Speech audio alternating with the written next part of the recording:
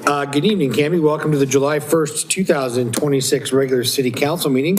If you please stand for the invocation and the Pledge of Allegiance. Dear Heavenly Father, thank you so much for this great community. Thank you for the grace that you provide us.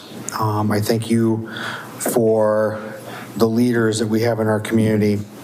I want to thank you for allowing me and those gathered to live in a great country as the United States, and we are able to celebrate 250 years as a country. So few years on the grand scheme of things, but so much and so many freedoms that we are thankful for. As you continue to bless this community, keep it in your grace, and protect the men and women that serve to protect it, and all the other first responders in our community. I ask this in your name. Amen. I pledge allegiance to the flag of the United States of America and to the republic for which it stands, one nation under God, indivisible, with liberty and justice for all. Thank you.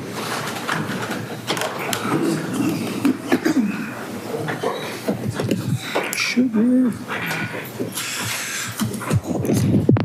Miss Maya, roll call. Councillor Patton? Here. Councillor Maldonado is absent. Council President Hensley? Here. Mayor Hodson? Here. Councillor Davis? Here. Councillor Stearns? Here. And Councillor Waterman? Here. Thank you. Mr. Ely, there's no staff introductions this evening.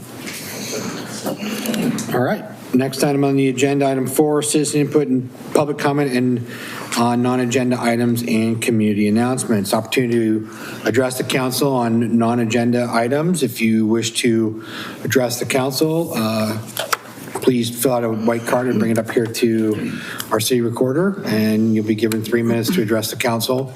If we can handle it and solve it tonight, we will. If not, Mr. Ely and I will figure that out and solve it at a later date. Not seeing anyone rushing the table. I do have one white card, but that's for a public hearing piece later this evening. Next on the agenda is item 5, which tonight we have a special presentation. We're making a presentation of the Hometown Hero Award. Before we really further embarrass the person that's getting it. The Hometown Hero Award, so just a little history, and I'll hold it up when I come down, but we have a plaque that's held up in City Hall, and it's got a list of a number of community members that have been nominated by other citizens. So we asked that, more than one person just walks in and says, hey, I want to make this person a hometown hero. It is a number of people that come together to make the recommendation for the council, and this one was pretty unanimous when it was brought up. I guess so. But it's had some very, very high profile people that have been in our community, superintendents, former city councilors, longtime volunteers in our community, and other figures that have contributed to our community for a long time. And so tonight, we are going to be recognizing as our newest hometown hero, Chief George Trow. So we'll read this. The City of Canby Hometown Hero is being presented to Chief George Trow. True heroism is not about the uniform you wear, but the heart you bring to the Canby community every single day. In recognition of your exceptional leadership, unwavering protection, and deep love for our community, through long nights, tough challenges, and daily acts of quiet courage, you kept our families safe. You did not just lead our police force. You served as a pillar of strength, kindness, and hope for every citizen in Canby. Thank you for your sacrifice, your grit, and your dedication to public service through community-specific policing. To our town, you are more than the retiring chief of police. You are our neighbor and our true Canby hometown hero. This is given to my hand this first day of July in 2026. And we should have put your wife's name in here as well, because we know that it doesn't happen without big support at home. So I'll present this to you, George.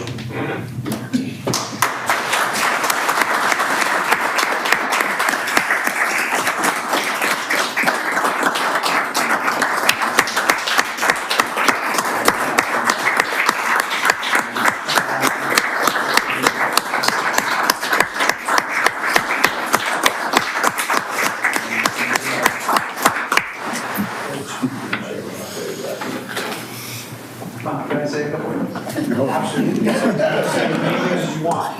I'll keep it short. But thank you. This really means a lot to me. I don't know. Some of you, probably most of you know that I grew up in Southern California. And I was all in Southern California. I was a surfer kid. I was a skater kid. And that was, I thought I would live and die in Southern California. But I met a girl, and guess where she was from? Canby, Oregon. And I was like, where the heck is Canby, Oregon? Anyways, we ended up getting married. I took her down to California for a couple of years, and she says, heck no, I want to go back to Canby, Oregon. So I tell people she brought me kicking and screaming. Wasn't that bad, but got here. But let me tell you, when we got here, we were all in Canby. We bought a house here. We had our kids here. Our kids went to school here. I jumped into various coaching, right, from softball to soccer to football to baseball, many boards, Rotary, and let me tell you, it became my hometown. And I love this place. I'll continue to serve in this community even as a citizen, and it means a lot to me. So thank you for your support, and I appreciate you all.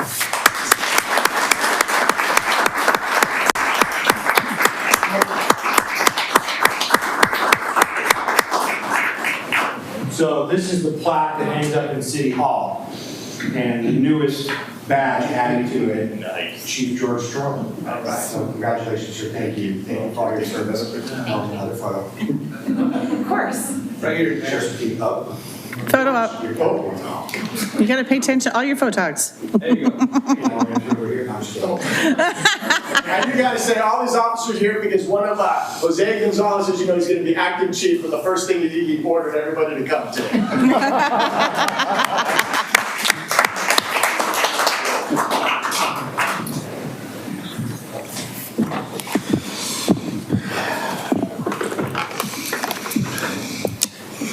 I do understand that there's an official retirement party for you, Chief, on July 10th at 2 o'clock. 2 o'clock at the police department, yes. So there'll be snacks, treats, and hazing, and all sorts of crazy stories about Chief Tro.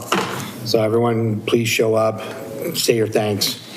So I was going to invite any hazing tonight.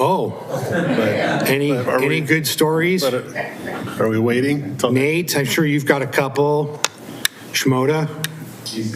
Not appropriate for this time. Carrie, you got anything? Not appropriate for here. Still cheap for 7 more days. We'll get to hear him at the next. Yeah, there we go. Well, as Chief Tro said, Captain Gonzalez will be stepping as the interim chief for a while. So appreciate him doing that. And that's a big step in, and we appreciate that. So thank you for doing that. George, I know that we'll see you around after retirement. Maybe not fully for a little while, but again, thank you so much. It's been great working with you and having you as our chief for as long as we got to have you. So thank you. Great. You guys going to stick around for the whole meeting, or do you want to take a moment and go? All right. Thanks, you guys. Bye, sugar. Bye, sugar. I think everyone's saying my name. Where do I go? Yeah, right.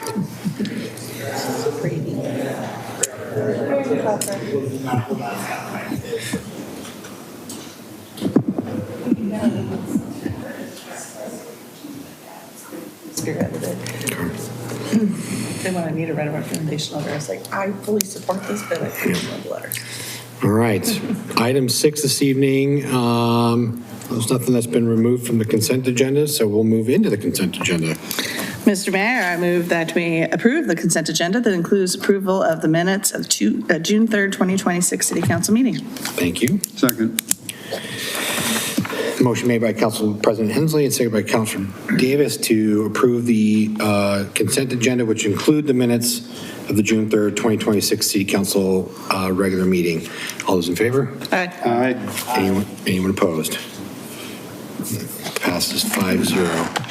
We have no board appointments this evening. We do have 2 public hearings that we get to go through this evening, so we'll launch into that. The first one here is regarding Resolution 1463, approving updated system development methodology and charges.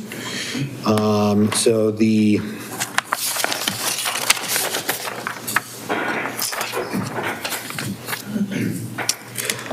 matter presently before the hearing body requires a public hearing. All interested persons in attendance shall be heard on the matter. The public hearing was noticed, and those who wish to speak were instructed to contact the city recorder. At this time, we have, I do have 1 card here and then 2 letters on the matter, which will be addressed later. But I don't think there's anyone else regarding that right now. Those people that are interested in testifying as either proponents or opponents, please indicate your desire to speak by raising your hands at this time or handing a card into the city recorder, which I think we got one of those, so thank you, sir. For longer presentations, proponents and opponents may buy time from one another. In so doing, those either in favor or opposed may allocate their time to a spokesperson who will represent the entire group. All questions must be directed through the mayor. Any evidence to be considered must be submitted to the hearing body for public access. All written testimony received both for and against shall be summarized by staff and presented briefly to the hearing body during the staff report. The public hearing will be conducted as follows. There will be a staff report to be provided by Don Harding, our planning director. Then there will be any questions by the hearing body or additional staff. I will then open the public hearing for testimony. Proponents will be given not more than 3 minutes, and opponents not more than 3 minutes. And from there, I will then close the public hearing, and then any additional questions, if any, by the hearing body, and then discussion by the hearing body.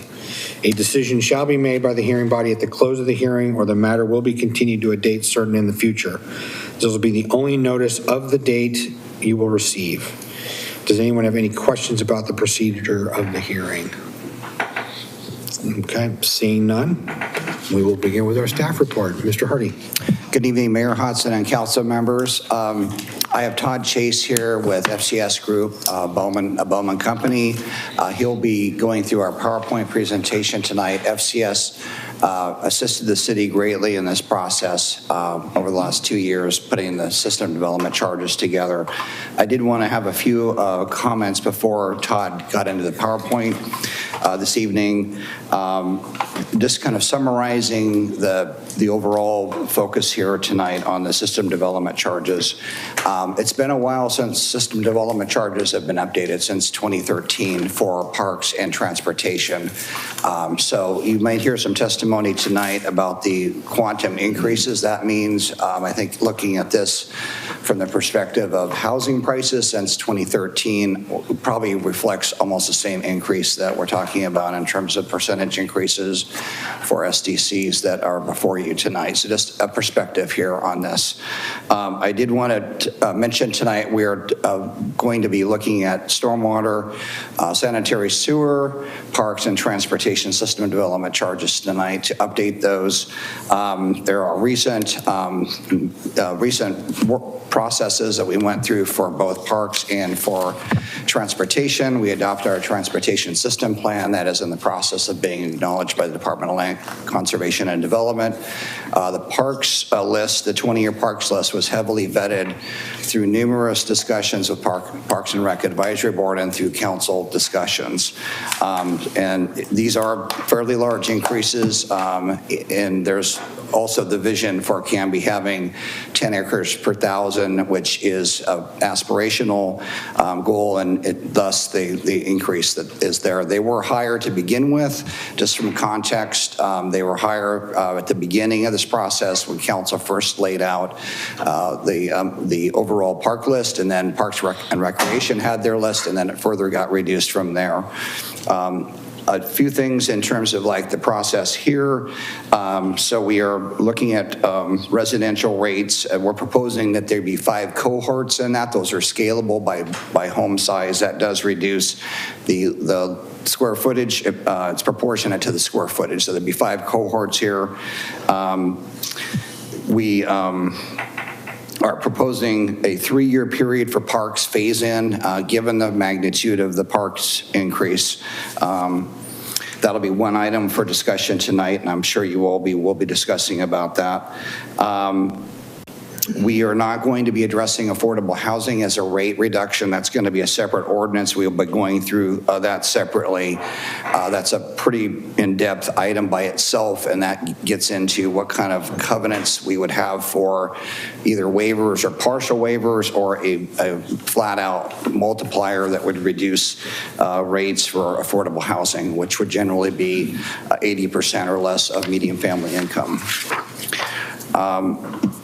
We would recommend that the rates, if you all are in favor of adoption tonight, that there be a 60-day implementation timeframe, which would put us to August 31st. That's for a couple reasons. One is just a fairness issue to the development community, to put that as a line out there to basically allow for some consideration of that, as well as staff needing some time to put together revised templates, because this methodology is slightly different than what we currently have. And we want to be able to tell people immediately what their SDCs are, upon implementation. The other part of this, which kind of ties into that, is if folks submitted a building permit and they were in a building permit process, not issued, but a submitted building permit before August 31st, they would be vested to the prior SDC rates, and that's a fairness issue for financing. I did want to mention in your packets, you have it before you, we did a couple small changes on the resolution. I just wanted to tie that back in. So this would be, there's several things in your packet. So the adoption really tonight is really the 2 items are the system development charge update methodology report. That's a system development charge update.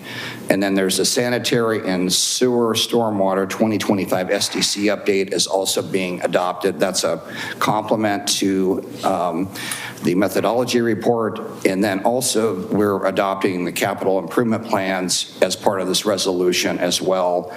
Since the capital improvement plans are included in the SDC methodology, the resolution serves to adopt both the methodology and the capital improvement plans in the document. That's pursuant to our legal counsel. So with that, I did, before I turn it over to Todd, we did receive several letters. They were of concern on the need to have some phase-in. There was a request to phase in the transportation over a 3-year period and the parks over a 5-year period.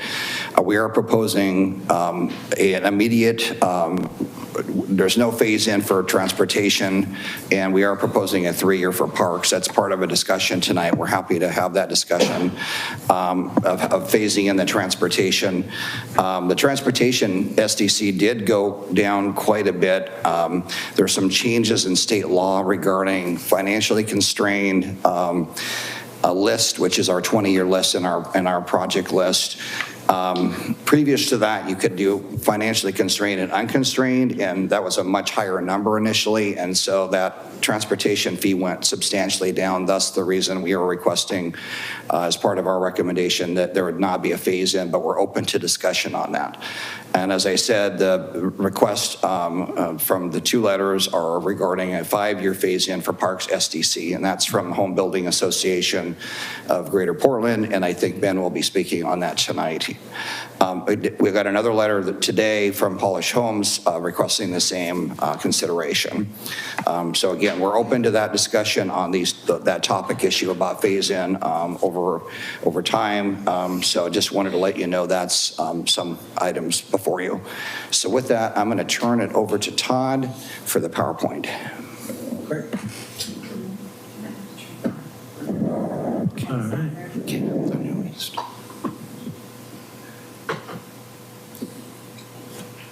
Thank you, Don. Nice to be back in Canby. I appreciate the opportunity to work with the city for now over 32 years on different projects. And this is a long due update of your development impact fees, also known as system development charges in Oregon.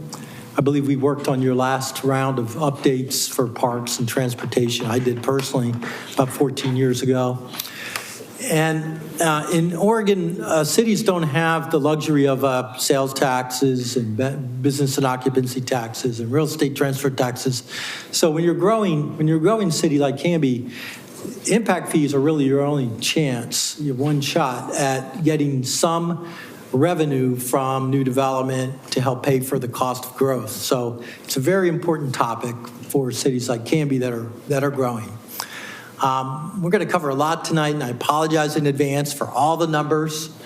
It's going to be a lot of numbers. We're going to try to get to the bottom line where you'll see that the proposed system development charge rates for Canby will go from basically among the lowest in the region to about the middle of the pack. Still well below cities like Tigard and Wilsonville, but definitely in kind of a competitive area for other cities in the region. So we're going to cover the background, the methodology. We're going to focus on sewer, storm, transportation, parks, and as Don mentioned, talk about some of the implementation recommendations and policy considerations, as well as jurisdictional comparisons. This, we issued this draft methodology report over 60 days ago, so state requirement, put it on the street for 60 days to get input. We have some input now, so I think we've done that procedural item. And tonight we can adopt the report, I think, with amendments. There might be some amendments, or we can, after public input, we can consider another adoption hearing before full adoption can occur. SDCs have a legal framework in Oregon. It's very well spelled out. They are charges by government agencies that establish a charge for capital improvements needed to serve the growth created by development of a system. So not local streets, but collector streets, and not small sewer and water connections, but trunk lines and larger system improvements like catch basins and things like that. So they're one-time charges. They don't affect existing homes unless you're going to come in for a building permit and you're going to basically do something different that's going to require a land use approval that's going to increase demand on the system, whether it be more water, more sewer, more trips. That will trigger the SDC calculation. They're for capital, not operations, not maintenance. And they can be for existing improvements that have excess capacity to handle future growth that are already paid for, already constructed, and they can be for future and planned improvements as well. So you'll see in this methodology, we have some of these facilities with both what's called a reimbursement charge for existing facilities and some with just the improvement fee for future improvements. The components of the SDC calculation, as I mentioned, include the reimbursement fee for some facilities, the improvement fee for planned facilities that are in the adopted long-range capital facility plans, and a compliance fee for administering and updating the SDC program. We have different capital project lists for each of the utility types. This one is for parks. This one was heavily vetted with the Parks Advisory Committee, with council itself. We had lots of input. We got it down to some high priority improvements over the next 20 years. It's a 20-year list. It's doable. We have 103 million in project costs, 103.35. And the SDC eligibility share is about 45%. So you're going to need to come up with some additional funding sources beyond SDCs to pay for these facilities, we could talk about that. Some jurisdictions pass bonds to do this. Sometimes we do partnerships with other agencies or with special districts to implement some of these facilities. Sometimes we use urban renewal funds to pay for some of these projects. But in total, we have about 46.7 million in SDC eligible costs. And these projects are really defining projects for the city of Canby, I feel, to continue to make you a very attractive community in light of growth. And as you add more jobs in the planned employment expansion areas, these can become great amenities for those businesses that want to hire workers to the local area. We're also going to be talking about scaling the fees by home size. Canby doesn't do this currently. You have one fee regardless of home size in Canby.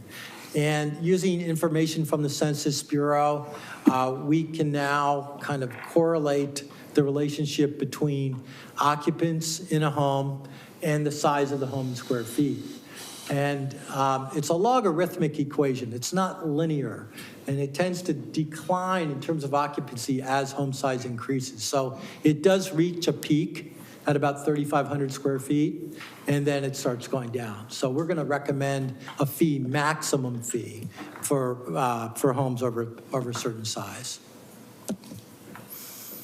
So we're going to cover all these utilities. I'm going to pull these two together, sanitary, sewer, and storm.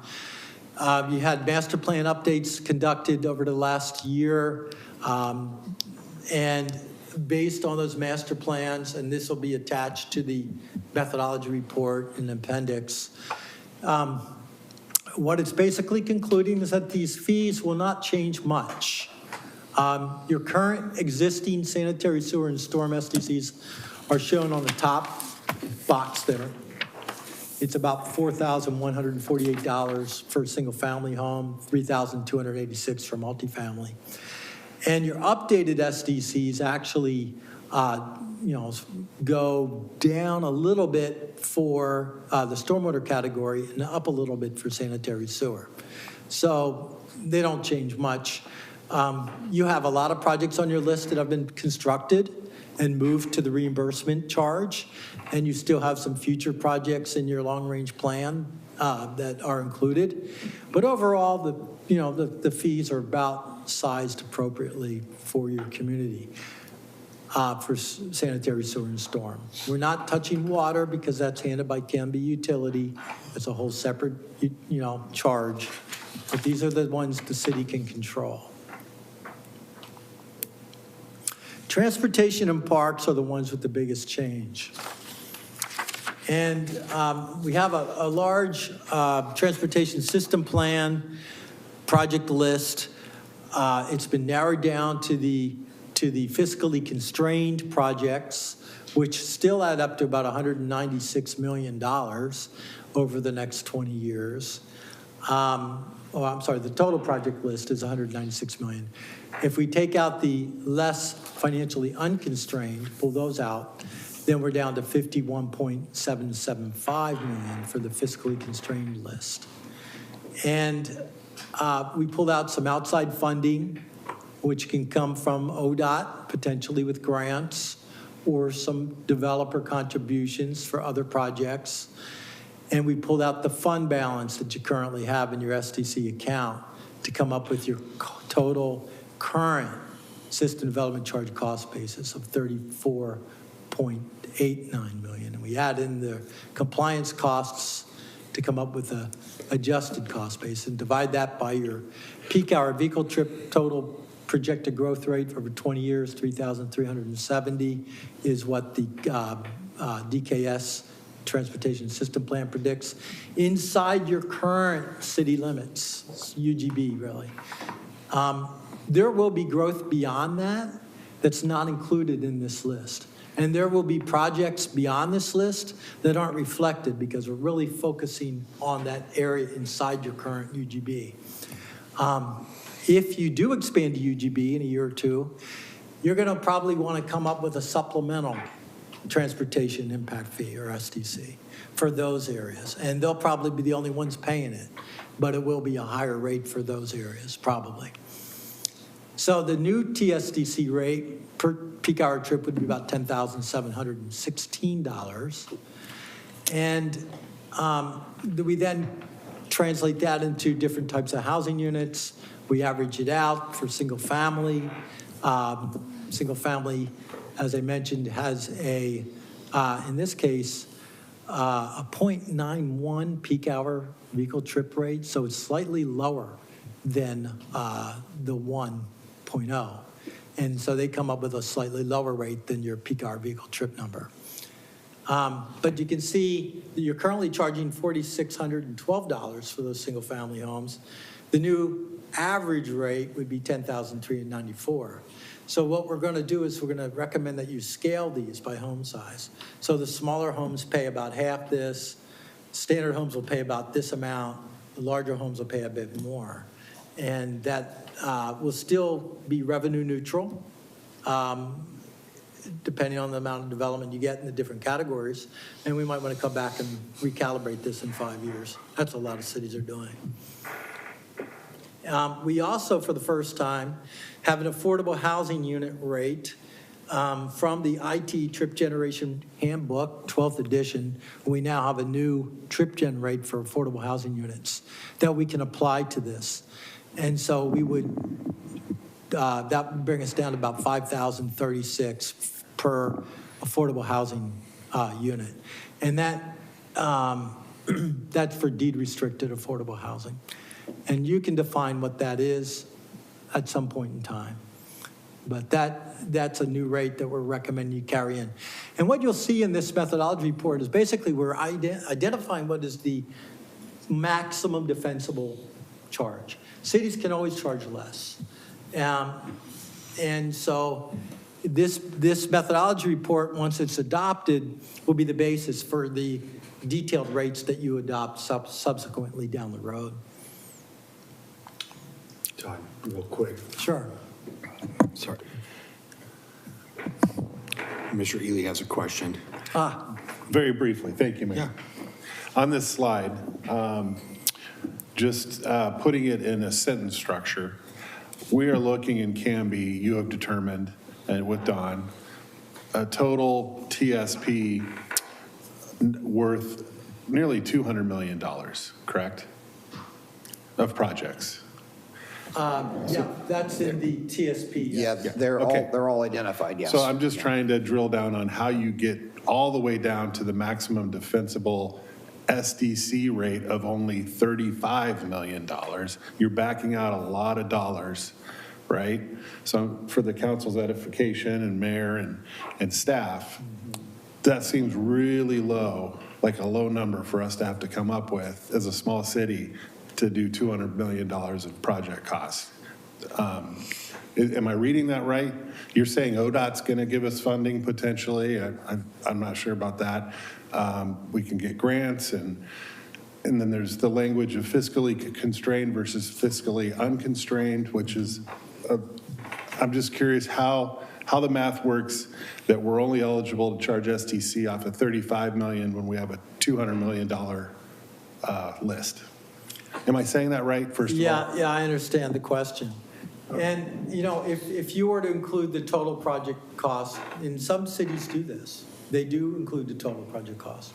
And what they'll do is they'll justify a fee that's 4 times higher than this, which is $40,000 per housing unit. The narrow interpretation of the recently revised state law is that a fiscally constrained project list needs to guide your SDC development in terms of how you create it. And so that's to be based on what's likely to be funded based on the city's rates and charges and bonds and gas tax revenue and all those other sources of funds. To the degree, there are a couple of additional projects you think could be added to this list, you have that option. And if they're very important projects that aren't on the fiscally constrained list that the council really wants to see on this SDC list, you have that prerogative. That's all. Thank you. And Todd, so the state law change, I think, in a nutshell, is fiscally constrained plus another 25% is the statute. So there are limits to what can be collected here legally. So just, we've done the best, essentially, boiling it down, we've done the best we can within the state law parameters. We're charging what should be charged for transportation and not more than that. That's really the message here. And I would add that if you do expand the urban growth boundary around Canby, it's a time to revisit that project list again and maybe pull some of the projects that were in the unconstrained list into that new SDC supplemental fee that might get mostly assessed to the development that's happening around the city. You have that option as well. So yeah, those are important. Parks is another biggie. With parks, we have the SDCI, first column, which is the future improvements, and the SDCR, which are the projects you've built in the last 10 years. And so you have $103.4 million in future projects for parks. You have $3.5 million in projects you've built. We have a non-eligible share we pulled out, which is the portion that does not increase your level of service.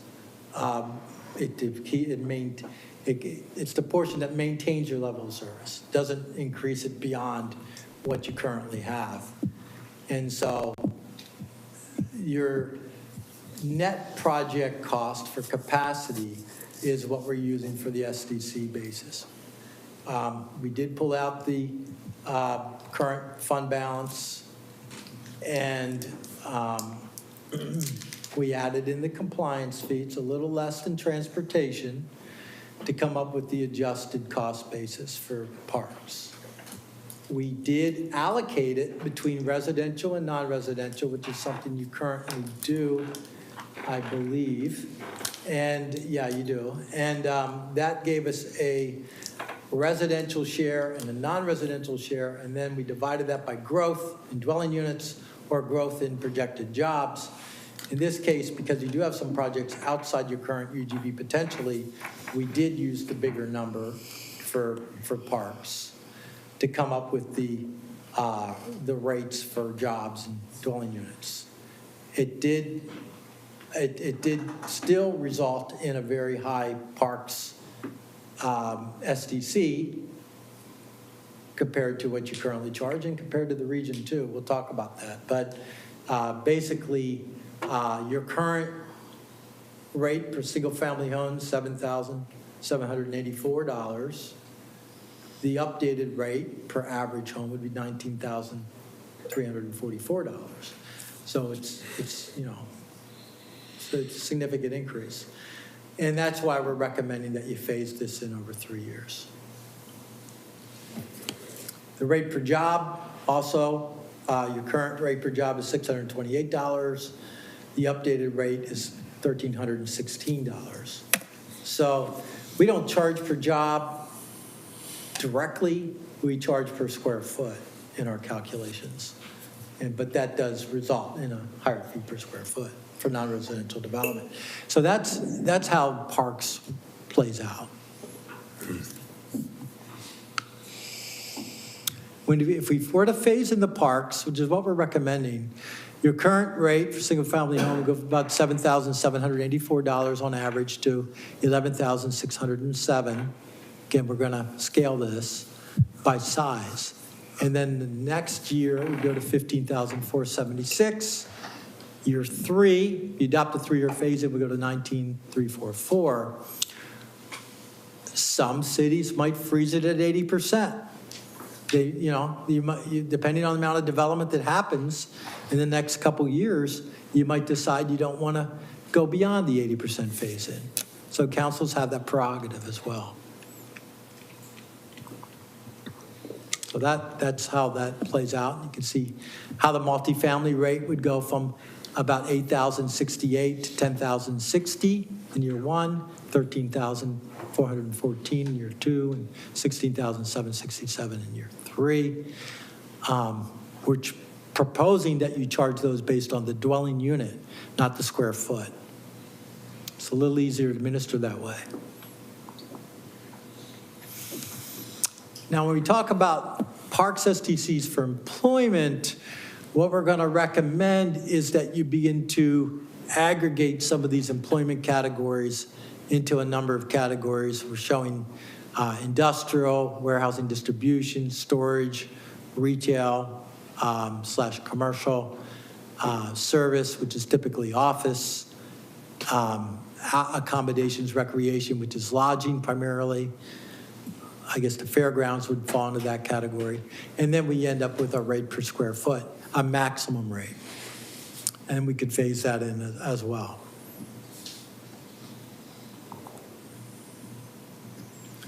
And then in more detailed, the way you do this is when we have these categories, we'd have to identify a national North American Industrial Classification Code for each category. Every business in Oregon that reports unemployment insurance to the state has to list their NAICS code to the state. So it's pretty easy for businesses to identify what that is. But depending on that NAICS code, primary purpose of the business, they would fall into one of these categories.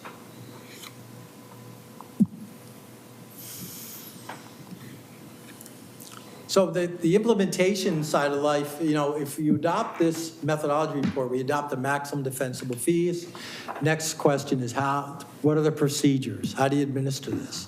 And we're recommending a 3-year phase-in for parks, as I mentioned, just to keep this kind of in balance, kind of with other city charges for parks. And the transportation, it could be higher, sure, if we add more projects to the list. But the way it pans out now, we recommend you just go ahead and adopt the increase in year 1. Sanitary sewer and storm, not much of a change. So that seems pretty straightforward in how you'd implement this.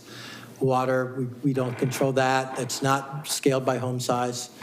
And so we can phase in this rate for parks, add these other fees, and then using that, we can begin to scale the fees.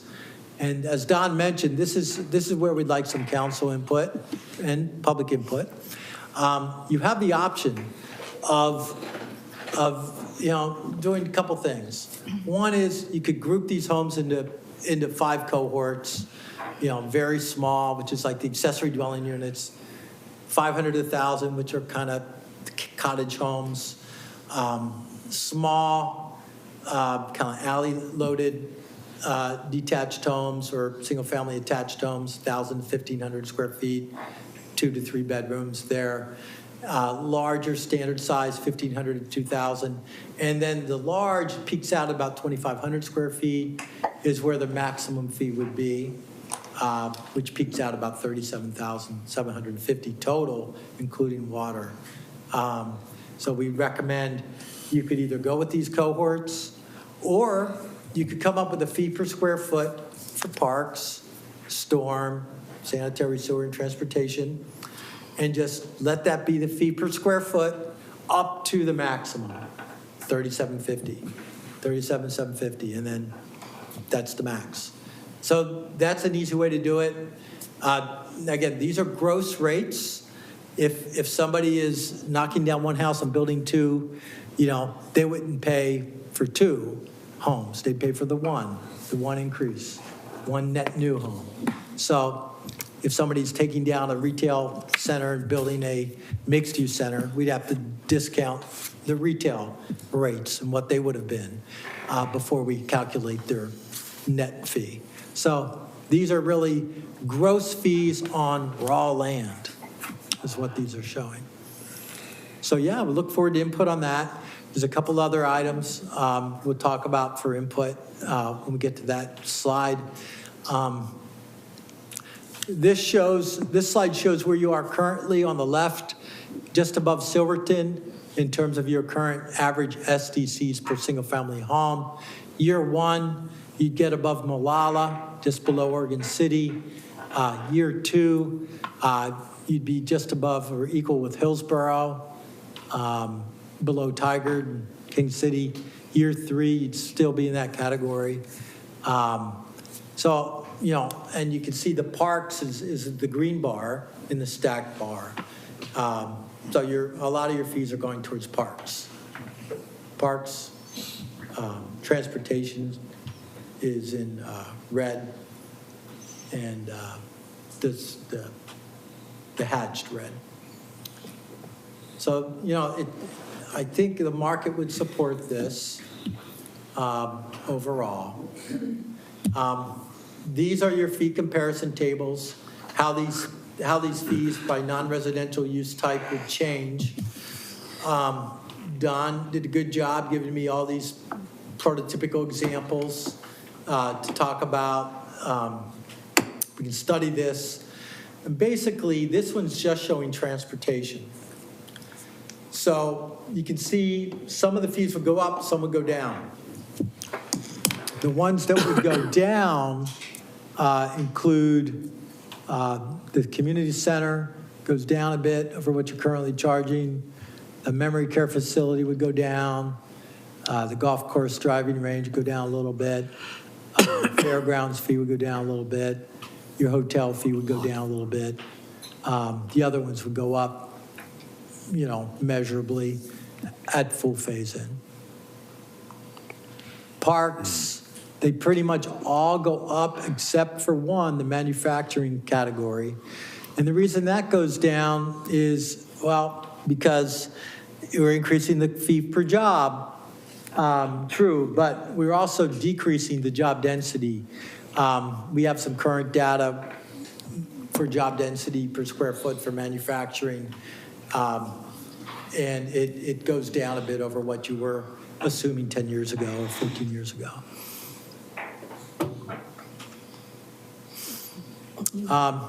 Non-residential fees for parks in year two, you can see it just basically changes the situation a little more.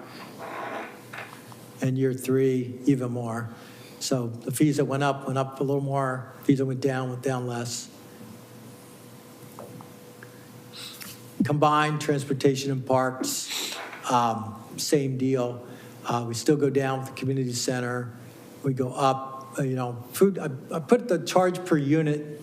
Food cart pods would go up by $946 per pod, roughly. Restaurant, up $6.13 per square foot. Community center down almost $8 a square foot. You can see how these pan out. The big ones, the commercial shopping center would go up by $10.35 per square foot. Some of the others would go down. Hotels would go down by $347 per room. Todd, question. Sure. It's purely methodology, and I apologize for not grasping it, but something like the fairgrounds or a memory care facility, those are significant decreases. And what leads to the decrease?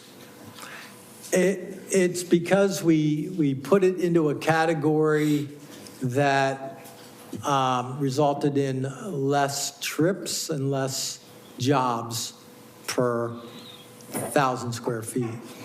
So it's So we- purely job-related in regards to like the memory care and the fairgrounds. Yeah, I mean, if I go back to transportation on memory care and fairgrounds,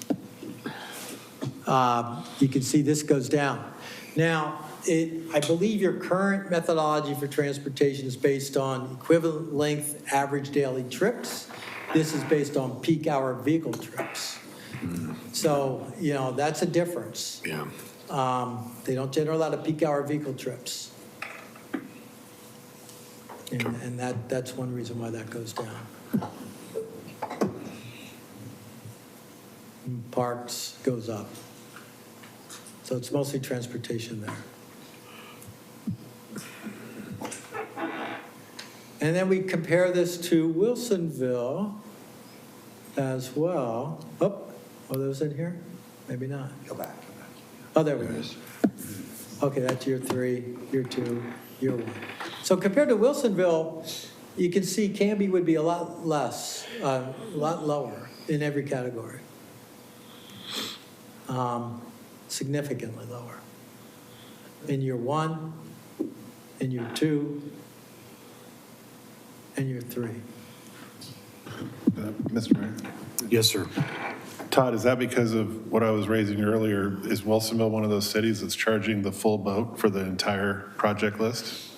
I mean, that's pretty, Probably. this is crazy right here, this. Probably.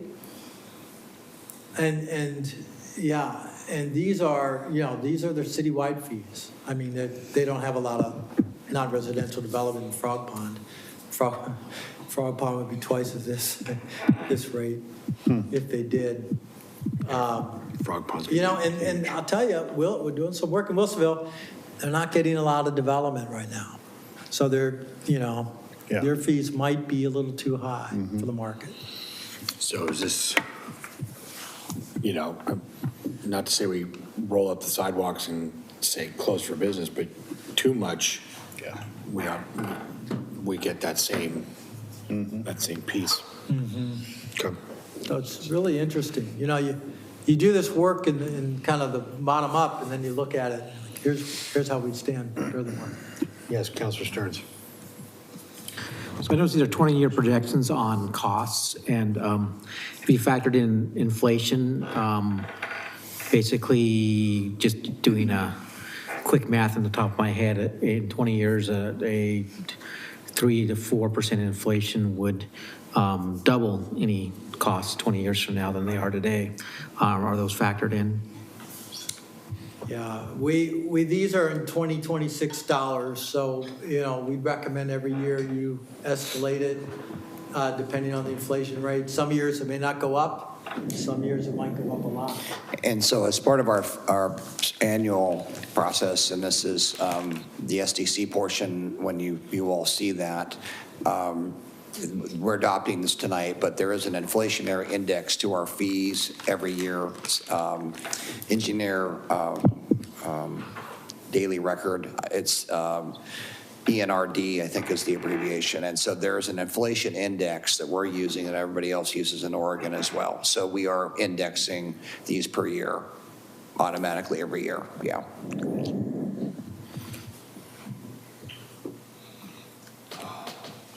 Yeah, a lot to think about.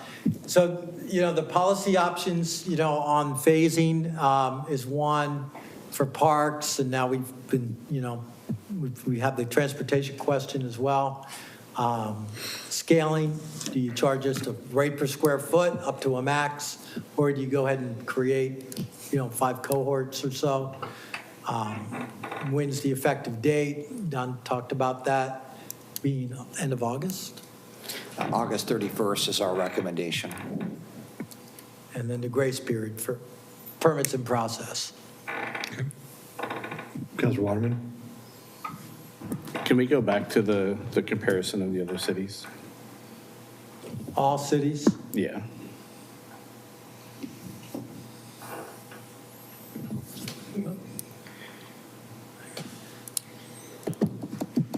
Okay.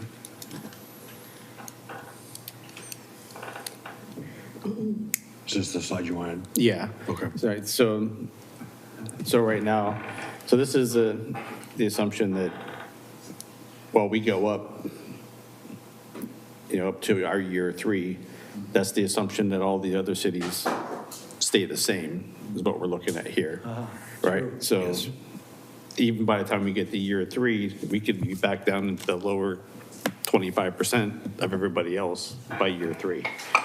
True. So just want to try to keep that in mind as well, as far as looking at, a buildability, affordability compared to neighboring communities. Valid point. Thank you. Okay. Yes. Mr. Mayor, Council, can Todd and Don just clarify what the action items are again for council tonight? What you're asking them to do versus what can be maybe saved for later when it comes to phasing? Is that tonight? When it comes to scaled by home size, is that a larger discussion we can have later with the development community? Just what are the musts tonight versus the nice to haves for council? We would like the phasing is pretty important. I think you're going to hear in public testimony that the phasing is important. We're happy to have that conversation. We'd like that to be included. We'd like the cohorts to be included. We think that's an affordability issue. Our housing production strategy reflects that as a strategy as well. So that would be consistent with what's already been adopted as a housing production strategy. We'd like to have this effective 60 days after it's adopted, whether that's tonight or on July 15. And those are the main considerations tonight. And we're open to discussion on any of those items. So basically, all 4 of these? Yes, please. Okay, that's what we wanted to know. Okay. Councilor Stearns? This may be a question for Randy or the city finance director is the current STD fees that we have, are SDC fees, sorry, that we have, are there any projects that are now constrained because there are not enough money in other words, is there a surplus or a deficit according to the currently budgeted process? And the point I'm trying to get is the timing of when the money comes in, how important that is. I don't want to speak for Denise, but I'll answer that question with one word: deficit. For example, in parks, we have a balance of $550,000 in parks SDCs. And, we just had a conversation earlier tonight about costs. Okay. So.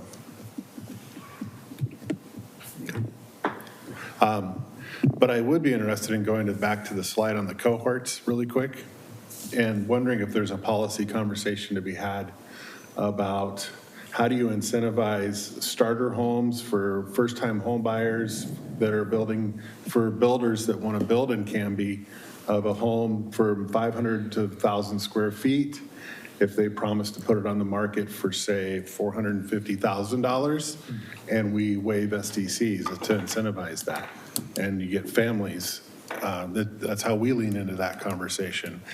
I don't know if that's something. I mean, if that could be baked into a future conversation, we would have. Okay. I mean, that to me seems like that'd be a future. Okay. I mean, we're fine tonight if decision. we don't want that to be a stumbling block, but we clearly are going to come back. And I totally agree with what Randy's saying, that it's more than just maybe the 80% or less MFI, which is extremely difficult to hit that mark because housing is so incredibly expensive. But like, there's a multitude of other things that we could do as a discussion with council, which I think is like, what about the more, what's the affordability price point? How can we get to that? Whatever that MFI is, it's a more affordable. It's maybe not affordable, but it's more affordable in that sense. And we clearly could have that conversation later if that's something you all would like to defer. Councilor Pound, you have a question or? Yeah, so I just want to make sure I understood what I think just came of this whole thing, is that you want an opinion from us tonight about whether we're going to do with cohorts or square foot. Mm-hmm. But if we say cohorts, we don't necessarily have to say this is the cohorts, or we say this is the cohorts, but this is just for now. And then later we can have a more in-depth conversation and then change these cohorts after that. We could do it in a number of ways. What you just said could be an option, and there's nothing that would prohibit us from coming back and having a separate ordinance that addressed more targeted housing that was kind of identified separately from this. I think it would probably make sense to adopt this, generally speaking, at whatever price point these are at, and then have another conversation later as part of affordable housing, where we could look at what Randy was talking about as if $450 is the price point. What do we do as a separate ordinance? I don't think that needs to be baked into a broader SDC conversation. That's a housing affordability conversation that could be done later as a separate ordinance, which we're already tracking as a housing production strategies as well. So I think that could be completely separate from this conversation. I do think there's a bit of equity in this, though, that I would recommend that we adopt this, because I do think, right now, if you're building an ADU, you should not be paying the same rate as you're paying for a 2,500 square foot home. It's crazy. And that's about what our current situation is in our current SDCs. Well, and it's that's been, not fair. to that point, that has been a big, we made it possible for ADUs in our community. And I think last kick time we talked about it, now this has been a couple of years, I think we had 5. We get maybe one or 2 a year. I mean, that's about all we get. I mean, that's then they find out what the maybe SDCs 2 are. if we're lucky. I mean, it's really difficult to do that. Yeah. Okay. Okay. Any other questions before I open the hearing? No? Okay. Todd, if you could bring up the decision points that you need for tonight, just for us as a reference point here in our, as we get into testimony and in our conversation. Okay, perfect, thank you. All right, I will officially open the public hearing. So any proponents that wish to address the council, I don't have any or cards speaking to any, so I will move on to opponents. So first, I do have a couple of cards, but I do have some letters that had been asked to be read into the record. The first one is from the Home Building Association of Greater Portland. Dear Mayor Hodson and councilors, the Home Building Association of Greater Portland represents builders across our region, including many of the businesses engaging in home production in Canby. When you consider the adoption of your updated SDC methodology on July 1st, we urge you to adopt a longer phase-in, 3 years for the proposed transportation SDC and 5 years for the proposed parks SDC. Home building continues to face headwinds across the region, from continued cost escalation to a flagging economy. These challenges are reflected in the numbers. In 2025, Oregon permitted approximately 33% fewer homes than it did in 2019. Many of the issues the home production industry is confronting are far beyond the scope of a local government to address.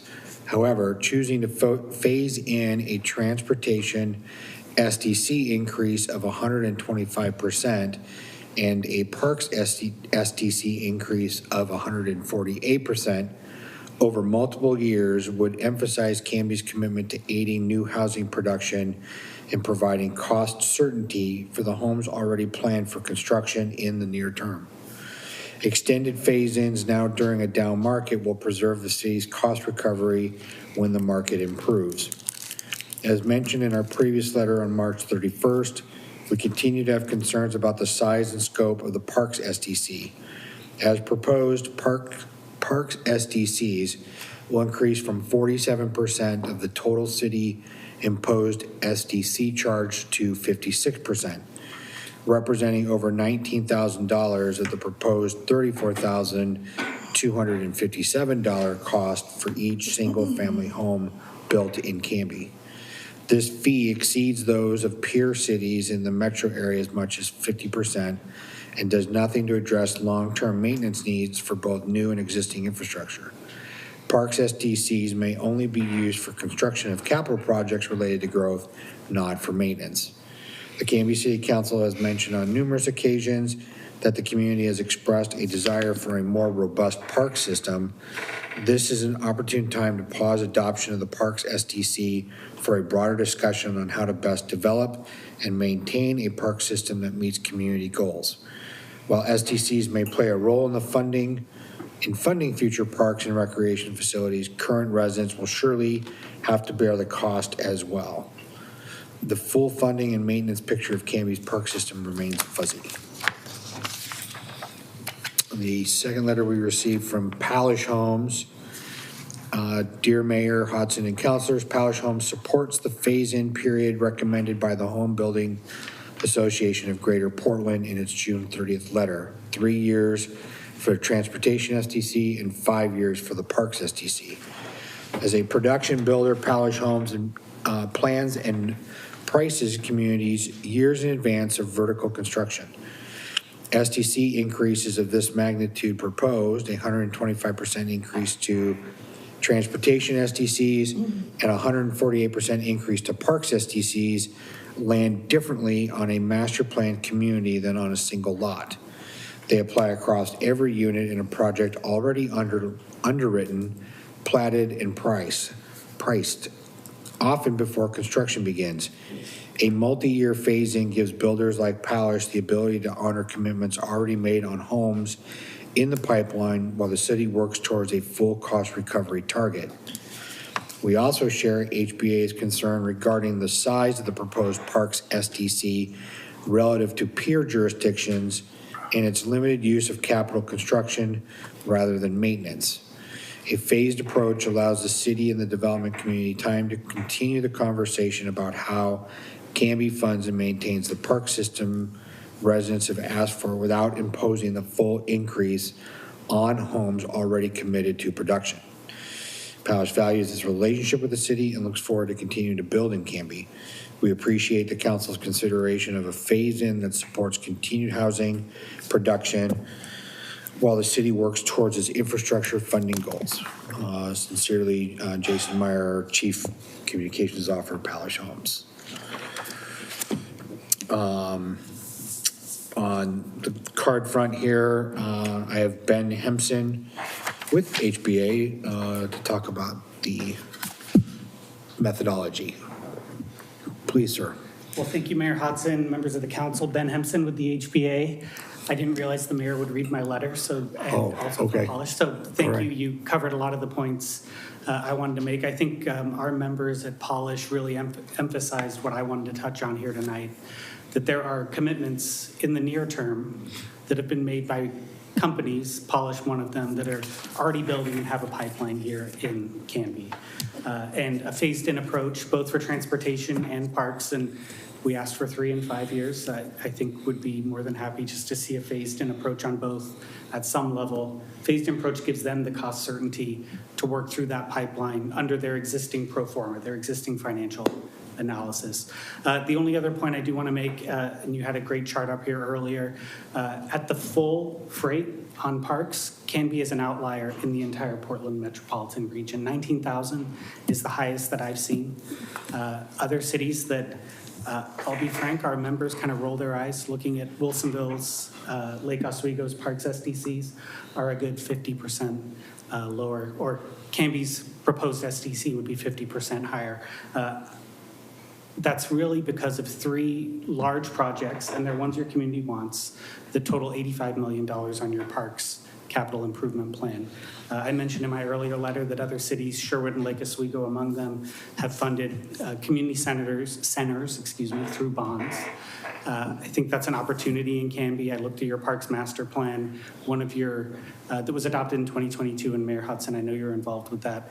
One of the key goals in there was a financial feasibility study for an athletic complex.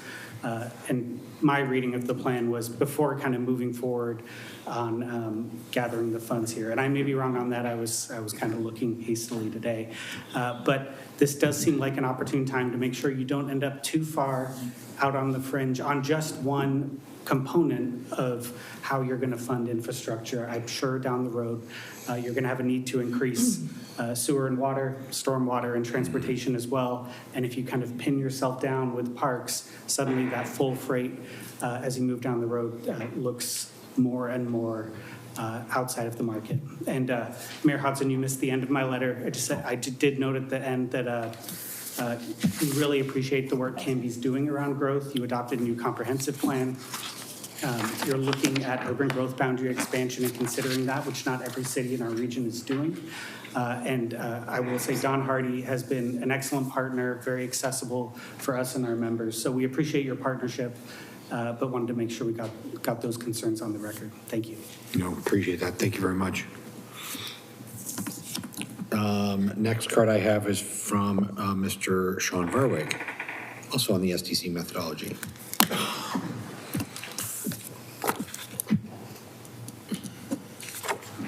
Well, good evening, Mayor, Council. I wasn't sure if I was going to speak to you guys about this or not, but just looking at the numbers up there, I just wanted to bring a little bit of light. Just for the record, I live at 840 South Elm Court here in Canby, and I'm a local realtor. And so, as you guys all know, housing affordability is a big issue right now. People are having a hard time being able to purchase homes.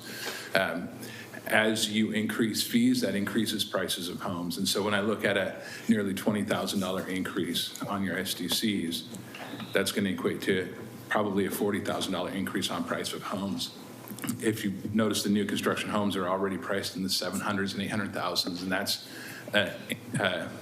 take-home income of almost $200,000. And so we're pricing homes outside of the realm of people who work in Canby because the wages aren't $200,000. If there is one, let me know. I'd like to apply for it. Because $200,000, it seems like a lot of money, but at this point, that's what you need to make to be able to buy one of these homes. So when families are facing affordability issues, they're looking at what other sacrifices do they have to make and what does a community offer. And so they're going to places that have the community centers, that have the park systems, that have more than what Canby has to offer. And so I guess I would just say that if you choose to increase the park fees, especially going straight for it versus the phased approach, which I think is a great approach, I would say make sure that you're also having some action on providing services that equate to what you're charging the SDCs for. So that's all I wanted to say, and just ask you to really consider what you're charging and what people can get for that. So thank you. Thank you, sir.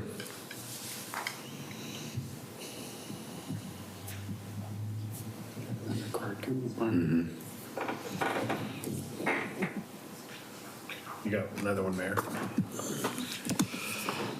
That's why I was writing my note really slowly, because I knew there was another card coming. Sorry, Mr. Lavasa? You are up, sir. Good evening, sir. Good evening, Mayor. Good evening, councilors. My name is Levi Lavasa. I represent Venture Properties, Stonebridge Homes. We're actively building and developing in Canby, specifically in the North Holly Development Concept Plan area. So kind of want to echo what Ben had said and some of what Polish had said. I think the phase-in is very helpful, just like they were saying, for underwriting purposes. These are things that we commit to early on, and they take a lot of time to build through.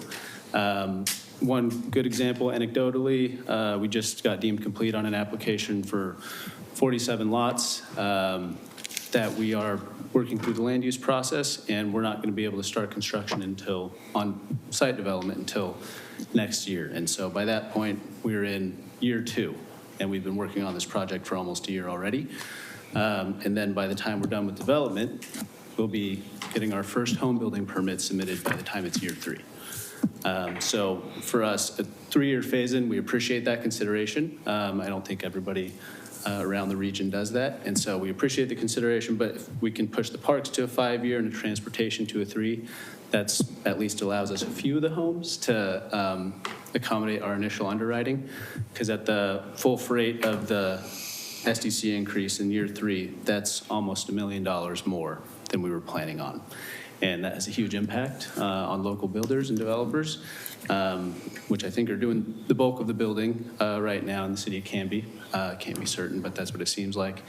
So just in terms of phase-in, that makes a huge difference to us.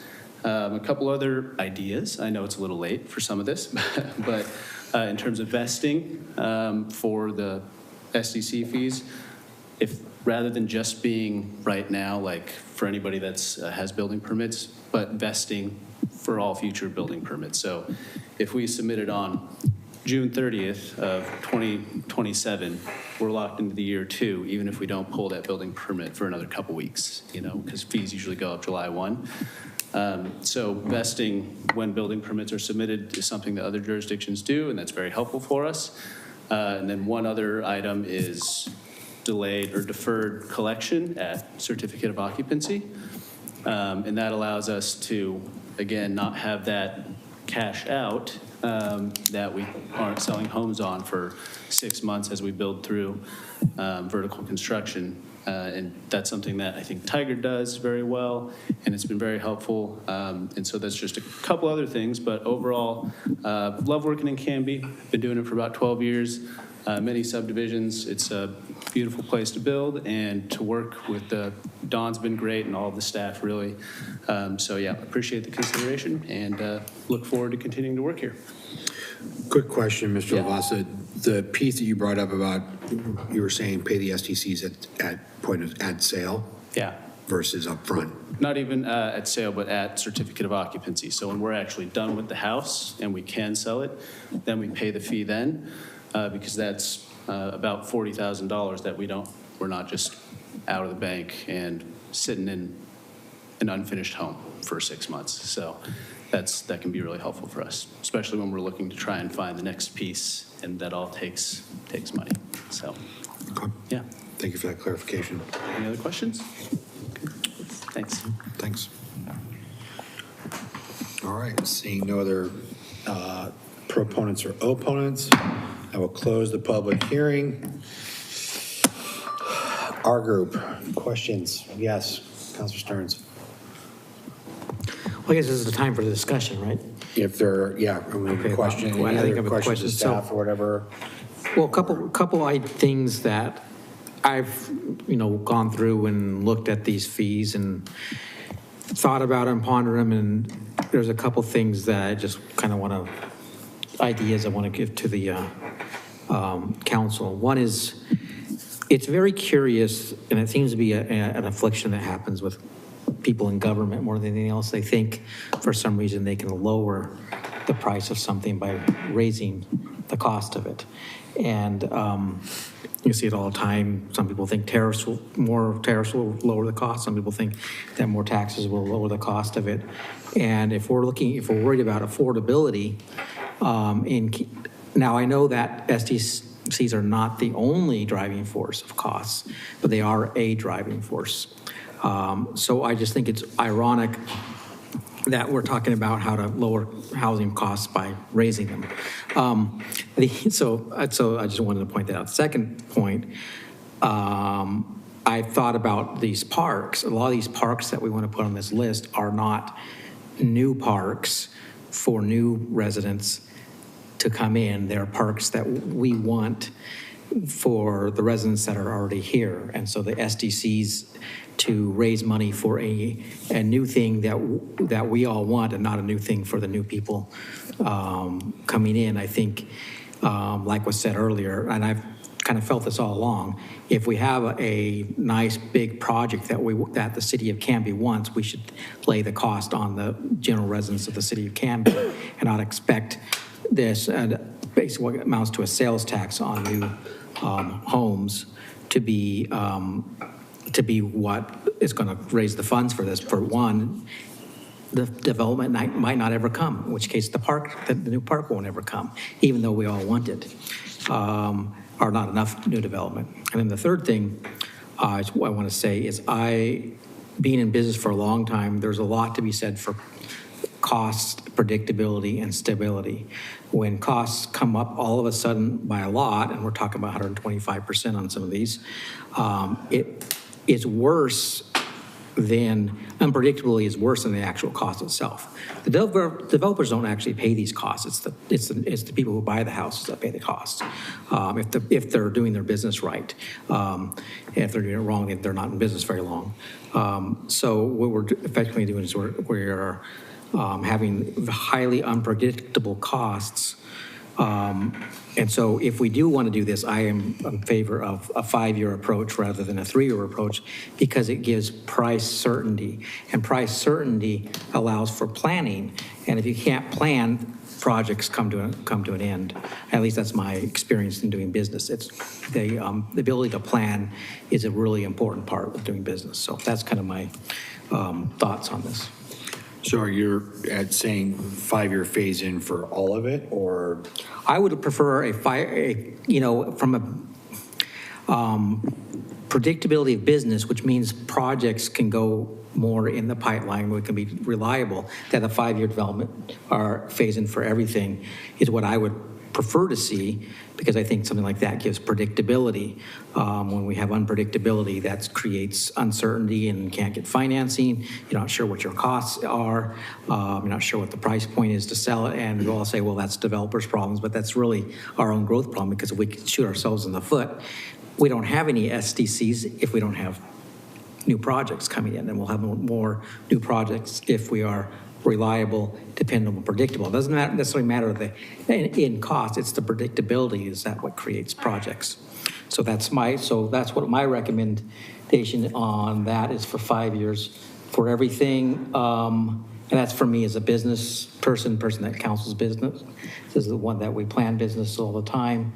I like the idea of a grace period for somebody that's coming in. It's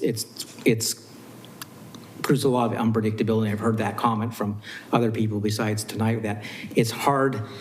These things take a long time to plan, to gather family, and then all of a sudden, like you're on final stages, and oops, your primary, most expensive line item just popped up just because of a council meeting or something like that happened. I know I don't want to accuse of being that abrupt, but that's kind of the way people look at it.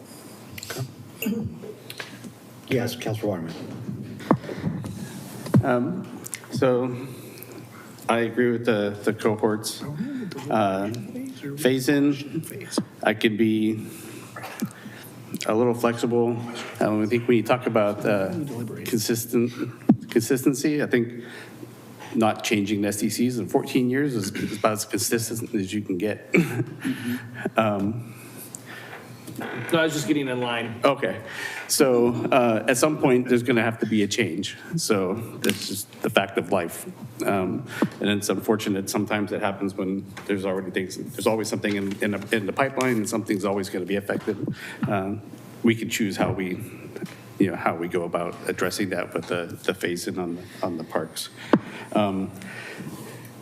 The affordability, I have heartburn with the affordability in SDCs, honestly, because when you look at a community where we're the second lowest in the entire region, and then admit that the pricing of the houses are still as high as everybody else that's charging a lot higher SDCs, that's not a profitability issue to me. It's you're getting a good deal here in Canby, and it's the piper's getting paid a little bit because the prices having to go up. So that's kind of how I look at that. So I'm for the 5 cohorts. I can be flexible a little bit on the phase-in, and I'm good with the 60 days and the grace period. And I think the ideas that were presented as well, some of the ideas for the lock-in, et cetera, make things even a little bit more predictable are good as well. So that's where I'm at right now. Okay, thank you, sir. Councilor Patton. So I guess my question is, are we still in the question phase of this process, or are we in the deliberation of the phase of this process? Because from what I understand, normally how this works is now we move on to, we have questions of city staff, we ask them those questions, they conclude, then we start to deliberate. Yeah, and it didn't seem like anybody had questions, additional follow-up questions. I do, Okay, then based on what was said earlier. So I guess, Don, if you folks could come back up. Yeah, feel free to ask them then. Are those normally mutually exclusive, different areas of the process? I usually, when we have done it on planning commission in the past, we have the question and answer portion, and then that part is closed, and then usually a motion is made to then start to talk about the thing, and that's when deliberation starts to happen. So that's why I'm just a little confused about this process. I asked if there were questions, so feel free to ask your questions. The gentleman that spoke last was talking about either paying the fees at the time of occupancy or putting some sort of flag in the process to say, look, we want to peg the fee here. Because we've submitted the permit, and now this individual had mentioned, and then in a few months it'll be ready. But from what I understand, sometimes the permit comes in and then it's not a few months, it's actually quite a bit longer. So is there a way of getting some wiggle room on that without the ability of a developer to come in and say, I'm going to submit 100 permits for my thing, and now the flag is planted here, and I'm going to spend the next 4 years building all of these houses, and that's how I'm going to get out of this? No, great question, and these are good topical discussion. I think I'll try not to get way into the weeds here and try to stay kind of high level, but I think essentially we are all in favor if the developer can keep their building permit active and the line in the sand on when we choose to say this is the line when it's effective from that day backwards. If you're in the process and you have an active permit, I don't see any reason why we would not honor that. Now, it's a bit complicated and can be because we do not have our own building department, and these other jurisdictions do. There is completely statutory ability to have this based on occupancy. It's a very significant challenge for Canby, however, because 100% of the occupancy review is done by Clackamas County.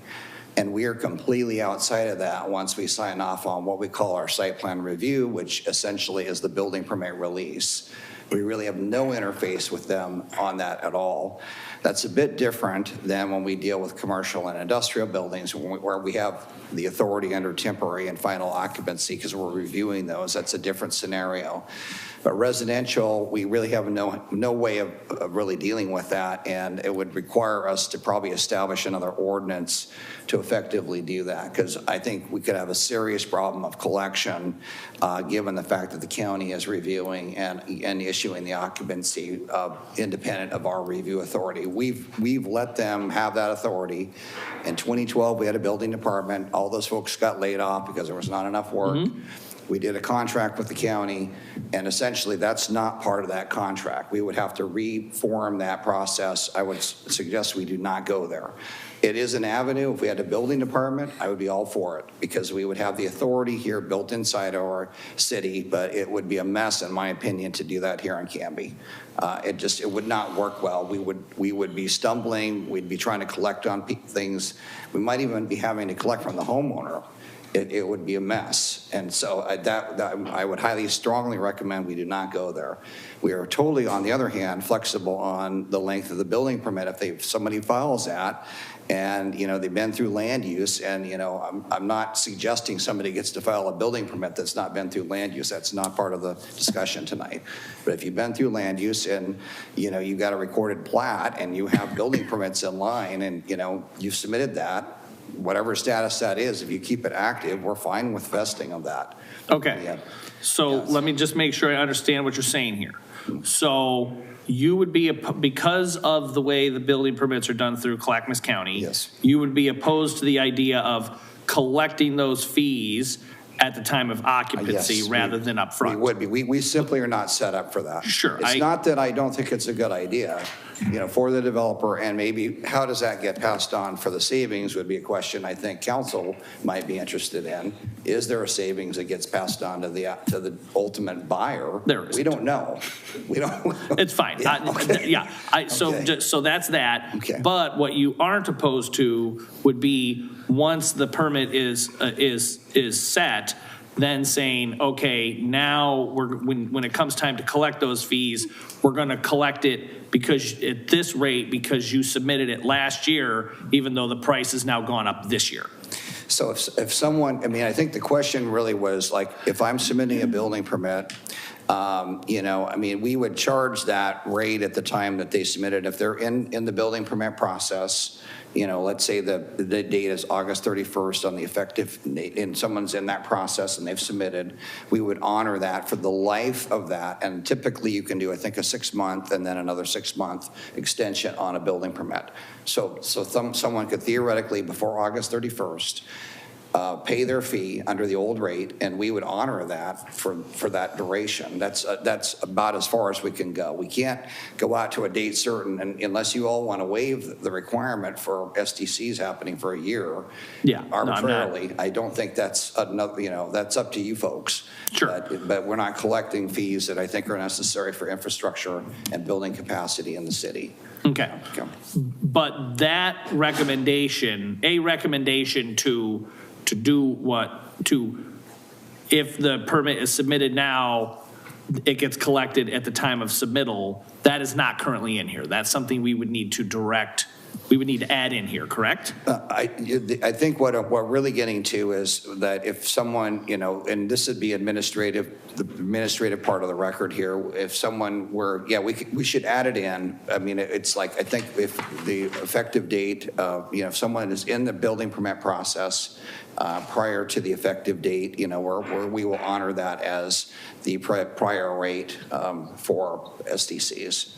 Which we would do that as a practice anyway. I think that would be part of what we would do. Yes, it should be part of the record. Okay. One quick addition. I mean, tonight's hearing is really about adopting the methodology report, which sets the maximum defensible fee. You can change the administrative procedures down the road at any time.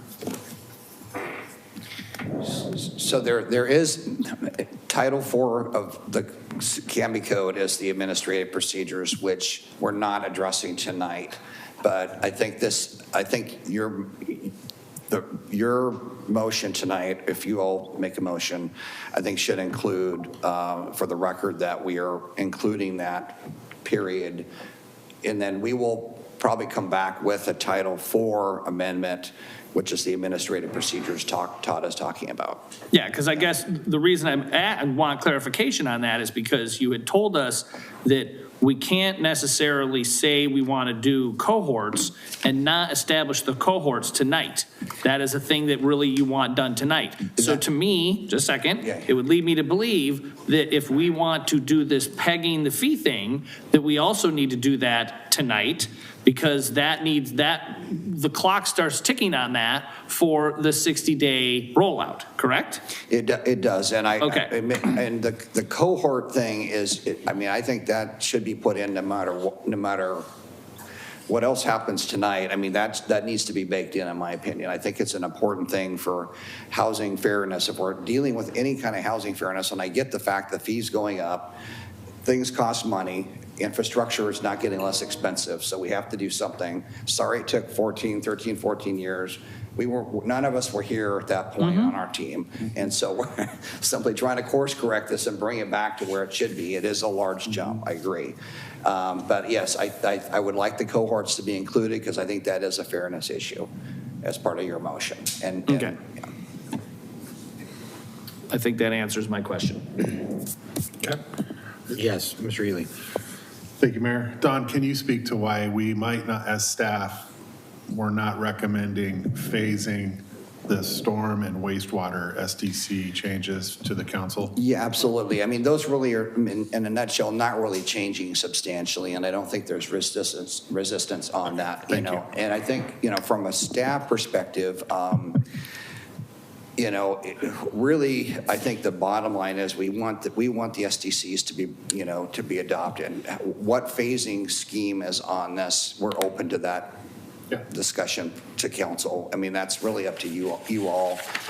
We don't have a strong position on that. Mainly, it's trying to get something in order so we can collect fees and build parks that develop capacity, continue to have roads that don't, roads for infrastructure for capacity building that we know we need in our transportation system plan.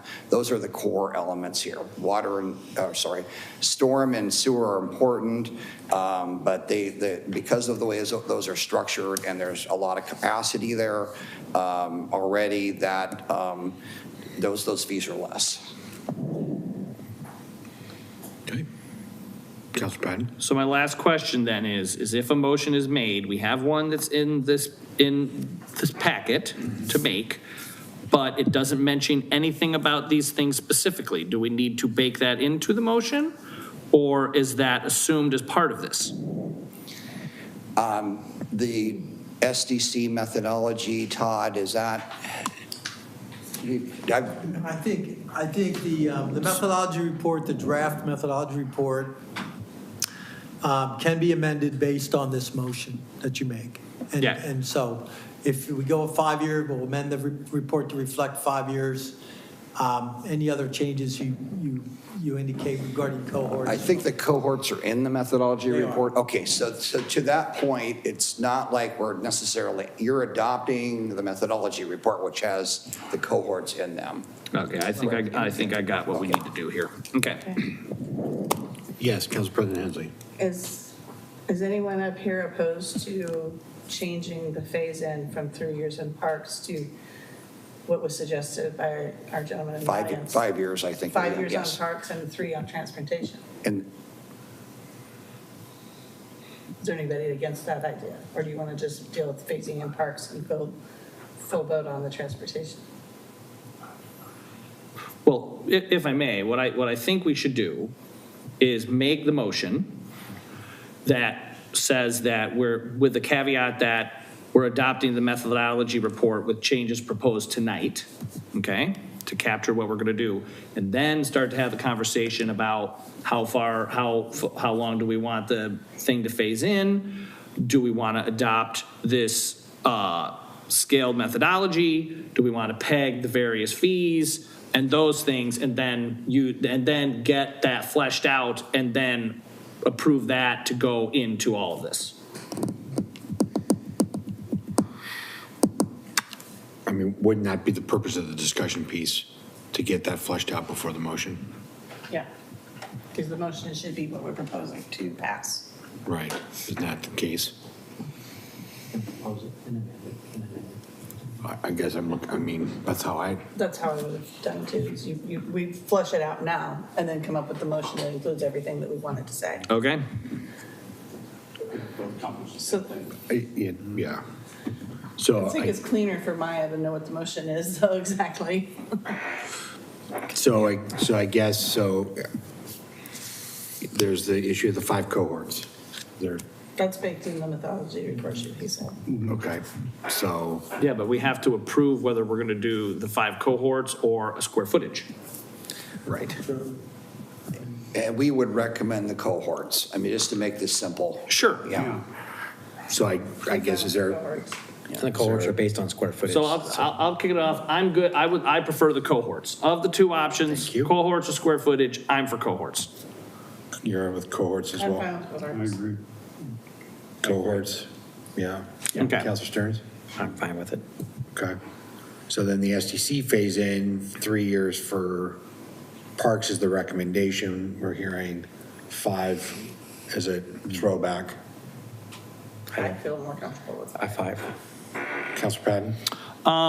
So I just want to make sure that I have this, because there's been talk about phasing in of the transportation At 3 years. at 3, and then phasing in of the parks at 3 or 5. 3 is the ask from staff. Correct. 5 is the ask from. Correct, but builders. right now, there is no ask from staff for a 3-year for transportation. Right. So transportation is separate. I guess would that be a separate line that we could put in between those two? So I guess for me, I would not be, again, I'll kick off, I would not be opposed to doing a 3-year phase-in on the transportation.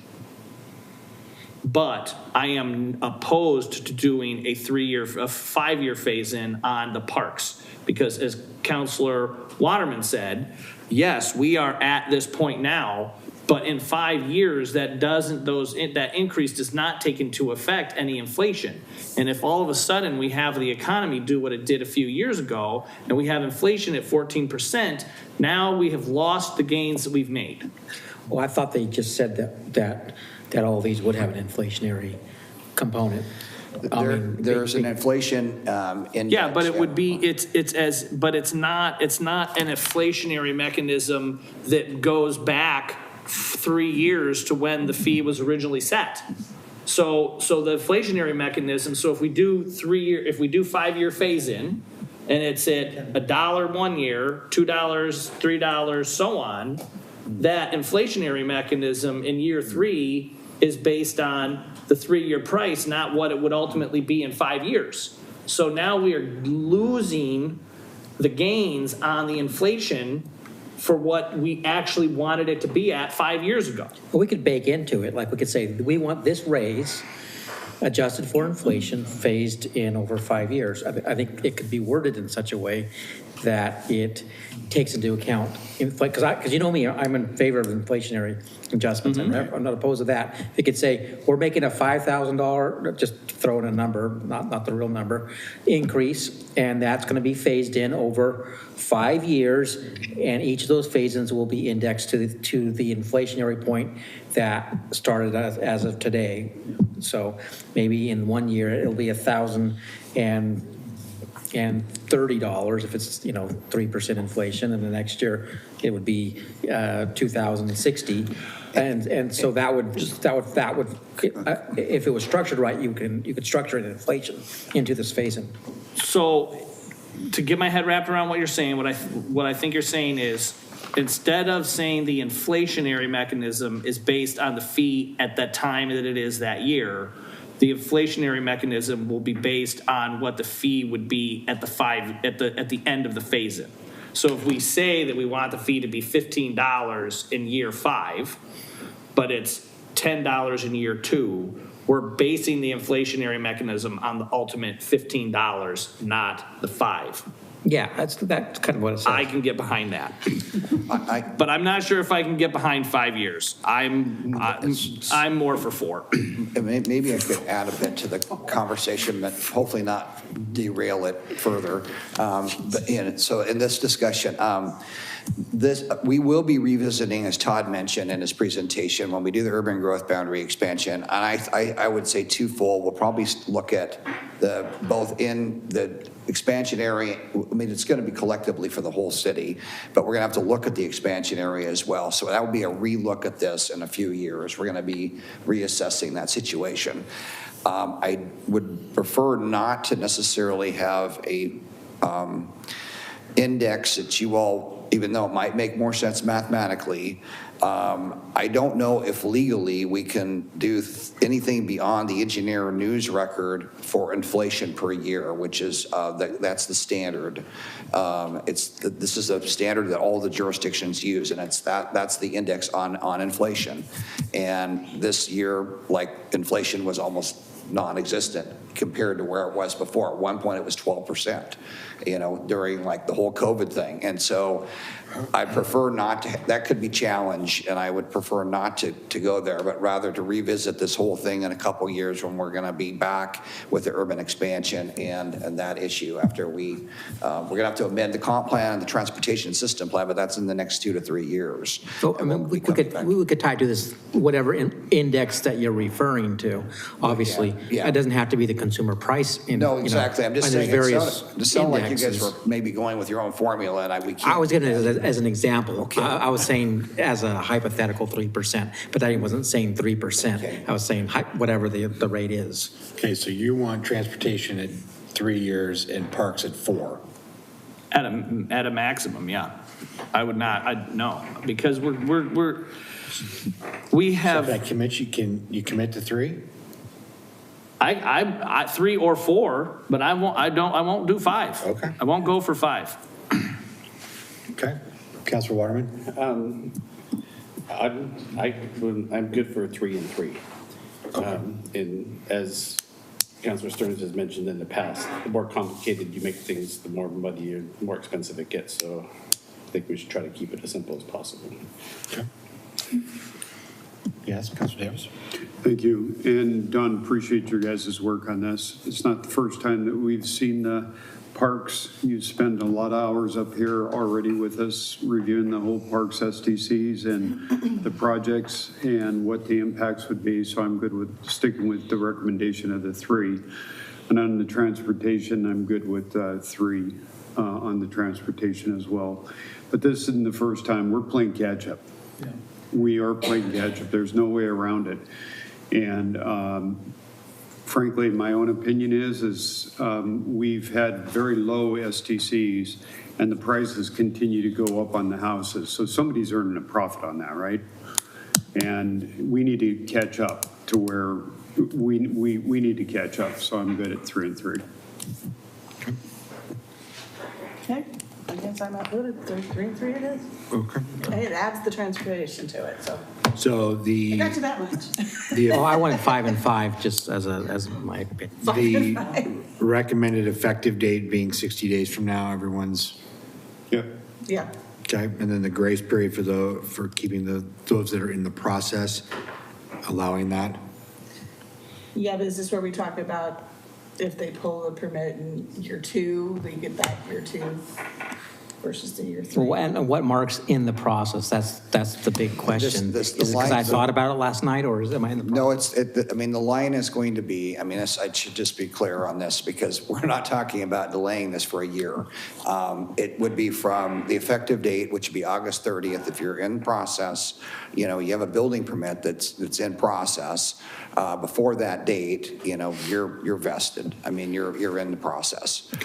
We can't make this like arbitrary, and it needs to be a bright line. You're talking about currently in process now, Yeah. not somebody who put something. Exactly. Right. So someone put something in process on, let's just say on August 31st, right? Yes. If they put it, if I walked in August 31st, I would lock in the current prices. You would. It's the full price. Yeah. But you walk in I'm the, sorry, that sounds different than what I said. Oh, If well, they're currently in the process as of today, they get locked in. they're locked in at the current SDC If charge. they put it in after it's been approved. This is the effective date, Council Waterman. So if we were going to go 60 days out and say that's August 31st of the effective date, anything that was submitted before that time that's in process and as a building permit, So that would be September 1st. Yes. It's yeah, a new that's- pricing. Yes. August 31st, okay, September 1st, new fee, but the question is, if I do it on August 31st the next year, am I on the first year's phase-in, or am I on the second? Is that grace period going to be applied for every That was- increment? Okay, I see the point. Okay. I got you. That would be, yeah, I think it would have to be I think it's simplest is every year it renews on that date. Yeah, so September 1. Okay, so if I put a permit a year from now, August 31st, I would get the first year step, but not the second year step. Yeah, yeah. Okay. Makes sense. That's what I was getting at. Yes, yeah. That's why I understood it. You can Yeah, do yeah, yeah. People, Your rates and charges change on July 1st, though. So this one would be delayed, is what you're saying. Oh, so the first year step would happen Yeah, I July guess 1 instead that of would be, September 1. because That's what I was we're, thinking, all your rates and charges change on July 1st, so year 2 would begin July 1st, 2027. so I only get to June 30th on the Yeah. next The year. grace period or whatever, then vesting point would be you're June. right, year 2, that's a great question. Sorry, I didn't catch that earlier. Year 2, it would have to be, yeah, because otherwise we're on the fiscal year and you guys are going to be adopting fees again during this time. We could spell out the fiscal years in our methodologies, FY 2026, 27 is year 1, 2027, 28 is year 2, so. But it'll go by when they pull the permit, so if they pulled it last week in June, they pay the last year's fee and not the July 1. Yes, Okay. that That's part. what I needed to know. Thank you. I think that was the question, and I kind of got lost in the year 1. I'm sorry, that. You're right. No problem, we got it now. It's almost Year 9. 2. No, I get it, like. So we get an extra 60 days this year, but not the next year. Right. Okay. It'll make sure it's clear. That's Okay. Okay. So I think we've got all 4 points covered for you, Don. Yeah, I think you do. I believe Okay. you've got it. Yep. Counselor Patton, Can I make this motion? you most certainly can. I move to adopt resolution number 1463, a resolution to adopt the System Development Charge Update, SDC methodology report, as directed by council tonight, and sanitary sewer and stormwater 2025 SDC update with associated rates and the capital improvement plans that are part of the methodology report. Thank you, sir. Second. Motion's been made by Counselor Patton and seconded by Counselor Davis to adopt resolution number 1463, a resolution to adopt the System Development Charge Update SDC methodology report as directed by council, and sanitary sewer and stormwater 2025 SDC update with associated rates and the capital improvement plans that are part of the methodology report. Any other discussion? Is this motion specific enough to, when we say as directed by the council, or does it need to be a little more specific? Maya, did you get the notes of the 3 years and the 3 years for transportation? I just want to make sure we know what we're voting on Yeah. for the record. We'll have it reflected in the minutes specifically as well. Yes. Cool. So I have discussion now.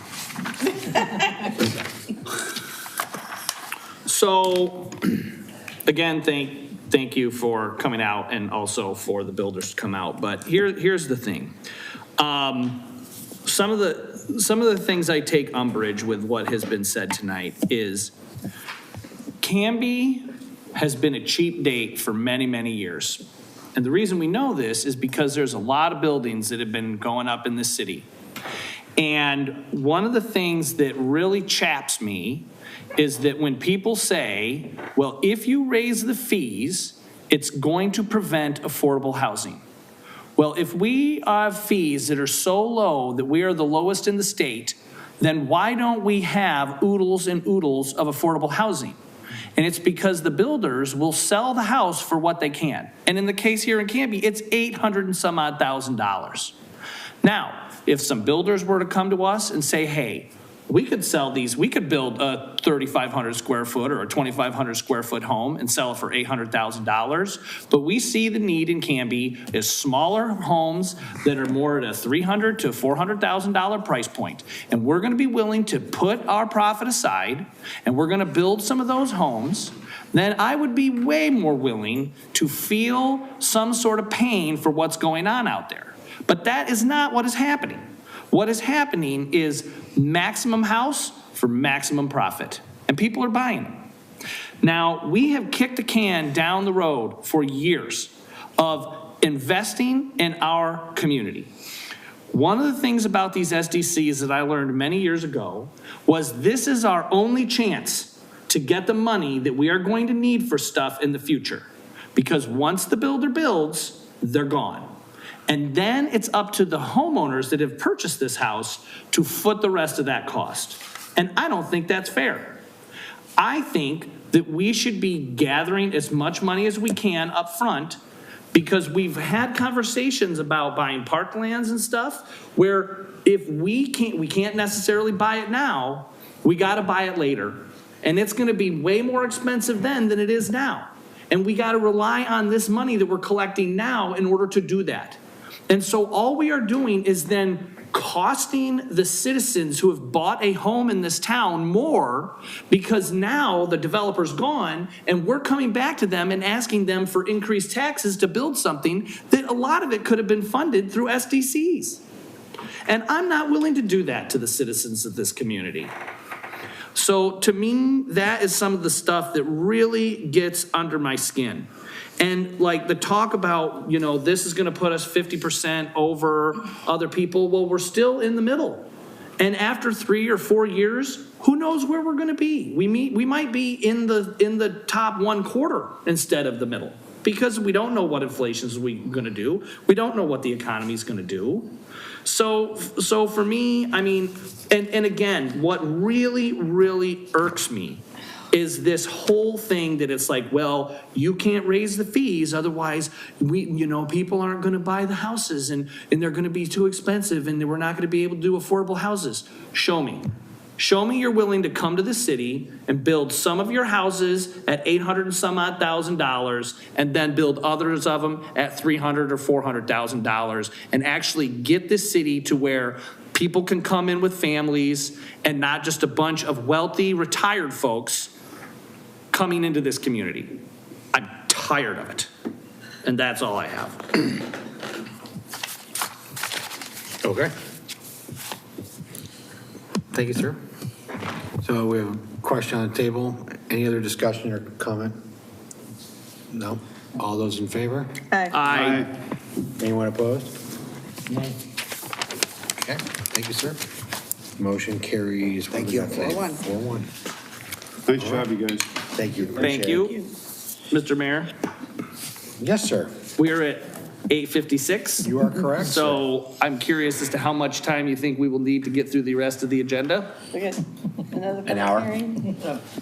I mean, we got master fee schedule, administrator's report, a transit consideration for quarterly meetings instead of monthly, That's a short piece. year reports, so. Yeah, we have another public hearing. Yeah, easily another hour. We can, Hopefully my ride will be away. we can come back next. I was gonna ask about vacation schedules, when the next meeting is. Nothing's urgent for tonight. 15th is the next meeting. Yeah, 15. Well, or the 8th is, or 8th is a work session, yeah. What's that? 8th is a work session. 8th is a work session, right. We just do, say, an hour, and if we're done early, great. But at least we don't have to try to stop and redo it again. Counselor Waterman's throwing it out on the table, an hour. Counselor Patton? I'm good for an hour, but could we reorder things so the transportation thing is first and get that done and dealt with, and then we roll into the fee schedule? I'm okay with switching it around if that. Yep, works for me. Okay, so we're going to rotate the agenda here a little bit and go for another hour. All right, so we're going to skip 9B for the time being, and we're going to go to 10A. Resolution number 1464, a resolution of the Canby City Council amending resolution number 1255 to modify the meeting frequency of the Canby Transit Advisory Committee, and our transit director, Mr. Wood. Hello, sir. Hi. This is pretty simple. Transit's a fairly stable thing. We don't change a lot, and 6 meetings a year is a lot. There's not a lot to talk about often, so we tend to cancel from time to time, and currently it says we have to meet 6 times a year. Committee said can we do it 4? 4 aligns with our quarterly reporting. It's easier to do, and there's a little bit more we can talk about at that point. So we're just asking to modify the requirement from 6 to 4. We can always meet more. More is easy to do. But current resolution says it has to be 6. We'd like to Lower it to have to be 4. Yeah. Once a quarter. I think it's a fair request. Yes. You ready for a motion? Sure. Motion? I move to adopt resolution number, is it 1464? It is. Correct? Okay, a resolution of the city, Canby City Council amending resolution number 1255 to modify the meeting frequency of Canby Transit Advisory Committee. Second. Motion made by Councilor Davis, second by Council President Hensley to approve resolution 1464, the resolution of the Canby City Council amending the resolution number 1255 to modify the meeting frequency of the Canby Transit Advisory Committee. Any discussion? All those in favor? Aye. Anyone opposed? Thank you. There you go, Todd. Thank you. Thanks, Todd. All right. I'm going to go back to 9B. So resolution 1459B, a resolution of the City Council of the City of Canby, Oregon, setting fees for services and repealing resolution number 1450. Yes, sir. Short handout. This is a public I'm gonna have to hearing. wallpaper my house with these by now. So I get to read my piece. The matter presently before the hearing body requires a public hearing. All interested persons in attendance shall be heard on this matter. The public hearing was noticed, and those who wish to speak were instructed to contact the city recorder. City recorder, did we have any requests? No. Okay, and I have no cards. Those people that are interested in testifying as either proponents or opponents, please indicate your desire to speak by raising your virtual hands or your real hands at the time, like now. Okay. Is that, Mr. Williams, are you raising your hand? Okay. That's like, an auction. You raise your hand, you're going to get dinged. Okay. For longer presentations, proponents and opponents may buy time from one another. In so doing, those in favor or opposed may allocate their time to a spokesperson who will represent the entire group.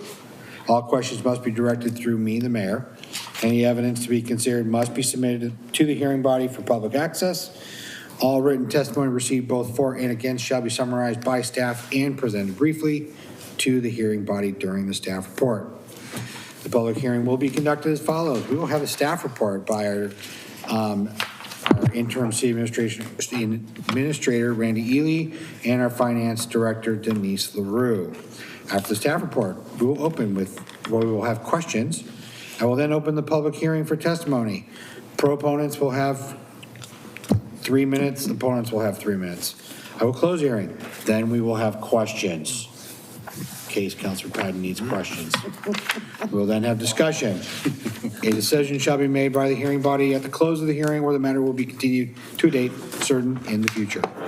This will be the only notice of that date you will receive tonight. Does anyone have any questions about the proceedings? No. I'm not seeing any, so we will move forward. Mr. City Administrator and Ms. Finance Director. Yeah, Denise is here if we have any questions specifically to finance. But I wanted to just do a high-level introduction first. Last time we were with you on June 17, I believe, we heard you loud and clear. With regards to fees, gradual is better than big steps, and tying or indexing fees to a CPI, which is about 2.7% this year, is critical and preferred. And as you look at the chart that I handed out, you can see in the column right next to notes, the last date change. Some of these were changed. So going back to 2010, on some of these fees, some much earlier. 1991 is one I'm looking at on the first page, was the last time that was changed. So this is a good time for us to press pause, take a hard look at these. I apologize for the length, but just want to let you know what's not in here. We decoupled the parks maintenance fee, the street maintenance fee, all system development charges, which you worked on earlier tonight, set by council, and any fees that you approved through the budget process were pulled out. So this is just the last standing fees that are day-to-day fees, I'll call them, that are anchored to staff time in terms of photocopies, public records requests, and they're broken out by department. So tried to be as clear and straightforward as possible because this is a massive undertaking. It's over 10 pages long, even at this hour. And another thing we did, which was encouraged by you all, if we're not using the fees and they're dormant or they're extinct at this point, then just flat out remove them. So you'll see the word remove bolded. So thank you for that feedback. So that said, in the notes section, we tried to point out that, because you wanted us, cost recovery was a big anchor for our work this past week, cost recovery. And a lot of the note sections show how when Denise met with each person, each staff member responsible for the department, it says fee covers costs if it does, if we've determined that the current fee covers the cost. But we still made a CPI adjustment with a rounding to the nearest dollar. You can see the proposed column in the right smack dab in the middle. The other thing I'll point out before I pause and answer questions is on all of the Main Street ones, you just did that in January, so we're not recommending another bump six months later. Those are all on the front page for Ms. Stickles' department. So that said, I'll note that there's a lot of staff time that is baked into this, so the rates go up and the hourly cost per staff to do some of these tasks is baked into the new rates that we proposed. So I think I can report that staff heard you, and the last week, this is the product of our work to true up actual cost recovery and bake in gradual increases going forward versus the big jumps that aren't necessarily fair. Mayor. Thank you, sir. Yes, Councilor Wyman, question? Yeah. So the one that I've noticed in here is the removing parking ticket and parking ticket late fee. And if we're removing it, is it recorded somewhere else, or do we just not have it anymore? Or what is that? It is page 3, the third page, about right in the middle under court. Under court? Yeah. Okay, that's mine. Parking ticket late fee. Well, parking ticket It was just also says removed. remove parking fine, not a court fee. I don't know what that means. This is Maya's department. Yeah. Maya? Thank you. So we were suggesting to remove it because we haven't had, an actual, we felt that was falling more under police rather than court. Okay. And so we were trying to move that around to make it a better organization, so. I don't see it under. And I also think that, I really didn't want to say this all out, but I don't think we're heavily on the PD is heavily on the parking tickets, except for like more in the neighborhood zones or if there's a vehicle that's being there for too long. So it's been something that we haven't utilized for a while, so. So you're saying we don't issue parking tickets? Is that what you're saying? I mean, that sounds like. Well, the court doesn't. Yeah. But I don't see it moved to the police Right. column either. Are we going to be moving it there? That's something I would need to probably discuss more with police. I thought it was under, yeah, I think it as a citation rather than. yeah. Yeah. Okay, Jamie's saying it's flagged as a citation. Not a fee. Okay, so it is, we are capturing that somewhere. Yeah. Yeah. Okay. Yeah, because And there's also a late payment fee. Because I know we do still have a parking plan and all that stuff like that. I'd hate to remove something that would be part of the enforceability of that versus, okay. So if it's, we're good there then. No, it's a good question. That's why we're here. Thank you. Keep them coming. There's a lot in here that date back 15, 30 years in some cases. So this is the time to. I do have one more question on that. So the one that the banner hanging fee says we don't do that anymore. So we don't do that anymore, like Wait Park and stuff like that. So everybody's responsible for hanging their own banners on the gazebo and whatnot. Yes, please come to the microphone. Yeah. Team effort here. Yeah. Thank you.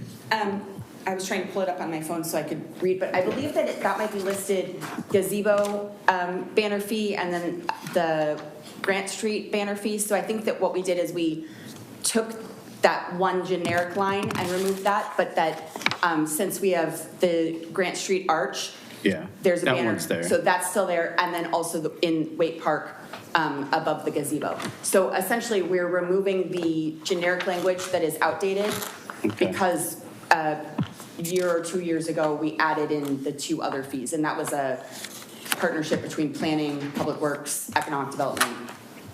Okay. Yeah. I missed the I see Wait it. Park one. The Wait Park's in It's there? on page 4, under parks, in that category. It's the Okay. last line under where it says rentals.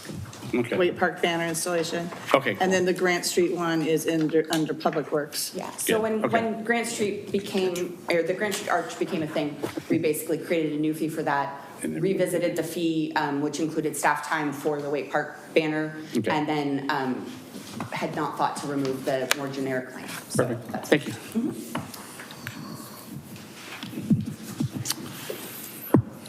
Yes, question.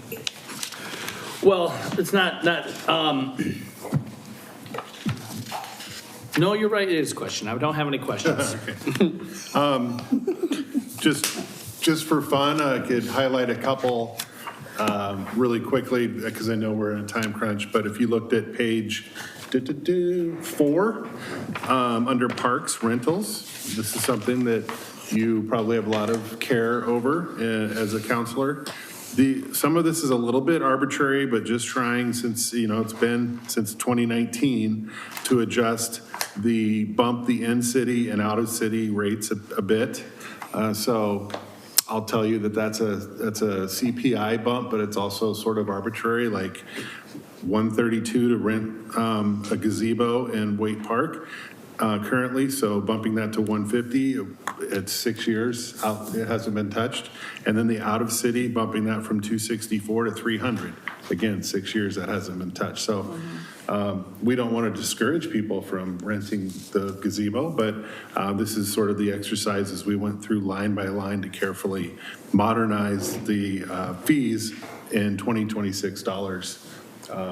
Those are some examples that jump out of the line by line work. Public Works, labor is tied to staff rates. So you can see how Spencer, since 2019, he and his team and Todd's fleet team collaborated to bump up the hourly rates from, for example, to the Vector truck, we ship that out at $85 an hour. We're bumping that to $110 an hour. It's 6 year, it's been 6 years since we looked at that, so. So we feel pretty comfortable, with this product, and we'll check back in annually and index to CPI as directed by council. Mayor? No, very thorough, appreciate it. Thank you, Denise, for your extra work, and the department heads for going through this with a fine tooth comb. Any other questions of staff? Okay. No, I'll open the public hearing. Any proponents or? Still do that. Yeah, I still had to do that. Proponents or opponents? Closing the public hearing. Any other questions? Councilor Patton. I have a statement. Okay, any questions from new input from none of the proponents or opponents? Great, just any discussion pieces? Or statements. I'll just make a statement. Oh, yes, I'd like to thank you for doing this. The thing I was opposed to with the SDC fees was because of the dramatic increase. I don't think that our negligence means other people need to be punished. This way, we can gradually increase the fees as the costs go up, and we don't have to punish anybody for our particular lapse of judgment. No. We've had this conversation a lot about incremental versus big chunks, and we've had both tonight when we talk about the big chunks of the SDCs, and the incremental pieces of this is very different. So I actually just found one question I do know. you have, yes. Railroad parking lot event fee. We're not renting that out anymore? Is that why we're removing the fee? We have not rented that out since we removed the railroad parking lot when we, sorry, I didn't mean that. Well, I mean, I didn't mean that flippantly. No, so before I even came to the city, when the railroad owned that parking lot on Southeast, or on Northwest First, then we rented it out as part of this fee. We don't typically rent the parking lot, but I think there is still a mechanism for it, but it would probably be under like the street closure request. Okay. And so it's more so that we don't rent just the parking lot, and that was something that just was one of those items that just stayed on there, even though we haven't had the railroad parking lot since 2012. Well, right, my brain transferred it to the existing lot that we have, so that doesn't happen. That's what I wanted to know. Thank you, Jamie. Okay. Well, And if I may, regarding that, I don't think the city ever collected it, because in all the years that I helped the Canby Lions Club sell Christmas trees in that parking lot, I don't ever remember filling out paperwork to pay for a fee, so. Probably didn't because you're a nonprofit. We could go back on that. Well, no, because the club has been shut down, so good luck with that. And it was waived for nonprofits. It was waived for nonprofits. Oh, okay, there you go. So, okay. All right. And no other discussion. I will gladly take a motion. He had he had a statement, I thought. I'll wait till the discussion part. This is the discussion part. Or you want to wait till after a motion's been made? Oh, good Mr. Lord. Mayor, I'll make a motion. Thank you, please. Thank you. I move to adopt getting late. resolution 1459B, a resolution of the City Council of the City of Canby, Oregon, setting fees for services and repealing Resolution 1450. Second.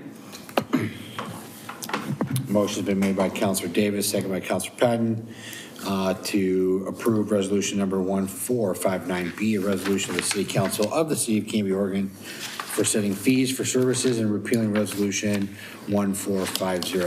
Any other discussion? Yes, Councilor Patton.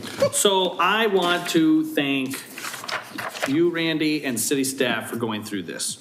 I know that I was really riled up the other day when we had this conversation, but one of the things that I have noticed is that there are, comparing this new document to the old document, there are fees that are marked for removal in this one that were not marked for removal in the original. There's ones that are being adjusted in this one that are not being adjusted in the original. And there are notations about doing things on different cycles. And I really think that having some of these fees done on a different cycle will help make the whole process more efficient and less of a burden on staff. Because if you don't have to review every single fee every year, but you set it up where you're reviewing some of the fees one year and then the next year you're reviewing others, that way not only are we doing the incremental work, but it's not such a burden on staff every year to go through all of the fees. So I think even though it was very stressful and it was a lot of work this time, the gains that will be made in these comprehensive changes now and then setting that plan for the future is going to make that lift a lot easier for city staff moving forward, as well as a more palatable impact on the citizens as these fees roll out to them. So I greatly appreciate all of this work. And I would like to, and I would say that the way this new document is set up with the notes and such, I think should be the standard for next time. So that way the council can see, instead of saying no change, seeing no change, but then an understanding of why there is no change to that. And it goes to Councilor Stearns' point where any fee that's not updated is essentially a fee reduction because of inflation. So I really appreciate all of this. Thank you. Great. All those in favor? Aye. Aye. Anyone opposed? Carries 5-0. Thank you all. Thank you, Denise and staff. Appreciate it. Item 11 is other business, which we have none. Item 12, city administrator staff reports. Thank you, Mr. Mayor. I want to do a bit of a calendar check with you all, seeing who might be traveling, so we can base the mayor and I, as we build out these agendas, make sure we get the right projects for the right amount of eyeballs that are going to be here in terms of key projects that we're looking at. So July 8th is next Wednesday. We really don't have anything scheduled at this time. I could do a city administrator work product update. Our department heads right now are loading into a shared drive all of our projects that we are trying to complete by the end of this year. And I could spend time with you all next week sharing that out. Other than that, July 15th, that's a week of my vacation. So Ms. Stickle will be acting, and that's a loaded agenda. You're going to have proclamation, it looks like. You've got the UV update in the wastewater treatment plant. That's over $1 million, $1.5 million project that's getting off the ground. Very excited. Yes. You're going to get an e-bike presentation, e-bike ordinance. A city prosecutor contract did confirm that you will be taking a look at that ordinance for renewing that.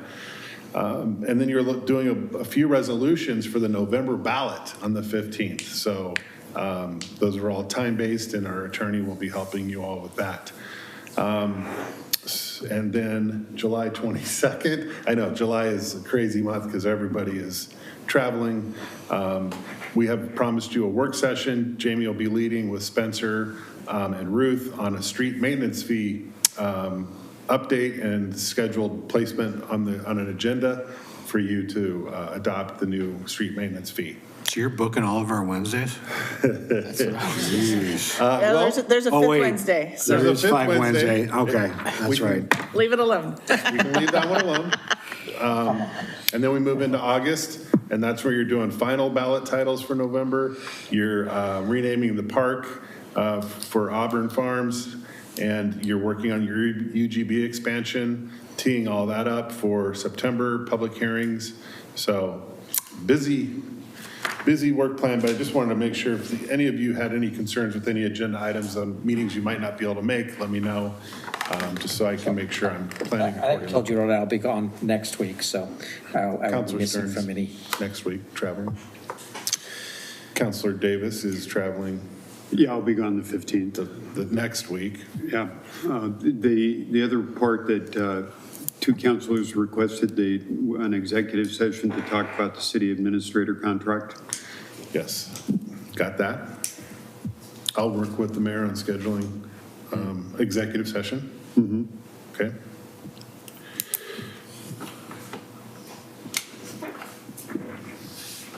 Yes. So just so I make sure, because I was trying to figure out time zone differences. What corner of the So world is Patton in? Exactly. So the 1st, the 8th, the 15th, and the 22nd, you're proposing stuff. Yeah. Okay. 8th is still up in the air. That's next week.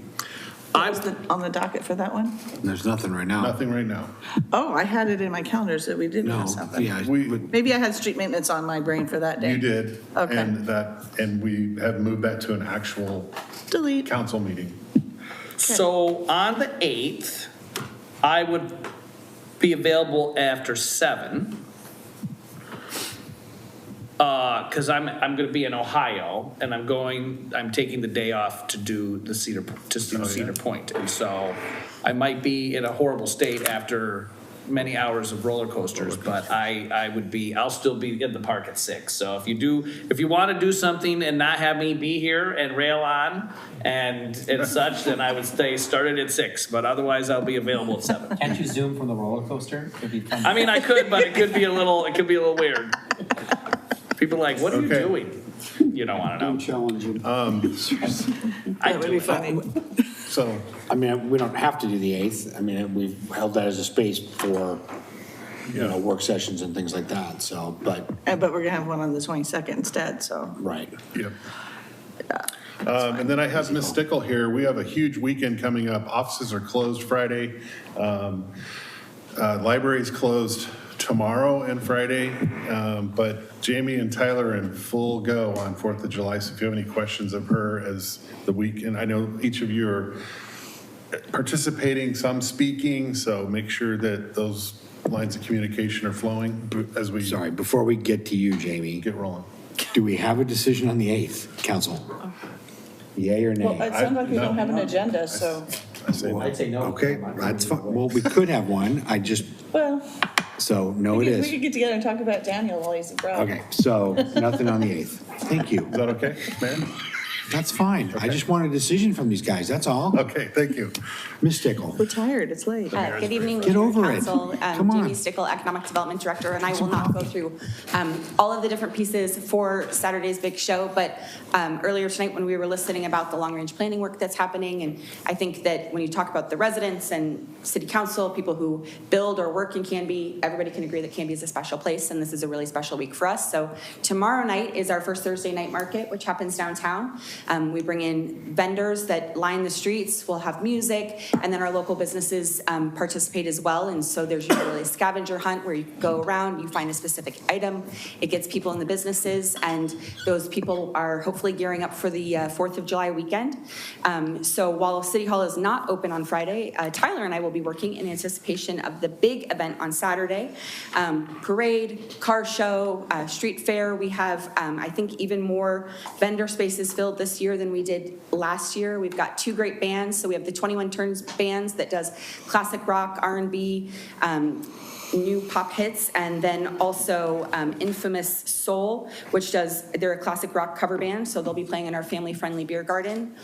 This year, we're really excited. We have a flyover of F-15s occurring at 11:30, and so that was a relationship that was set up by Pete Wood, our HR director, and Tyler Nizer made that contact and able to confirm that we will have an 11:30 flyover here in Canby. So be sure to be on the lookout for that. And it's going to be a great event. We have lots of free kids activities. So we have bouncy houses again, the game truck, which is an arcade truck.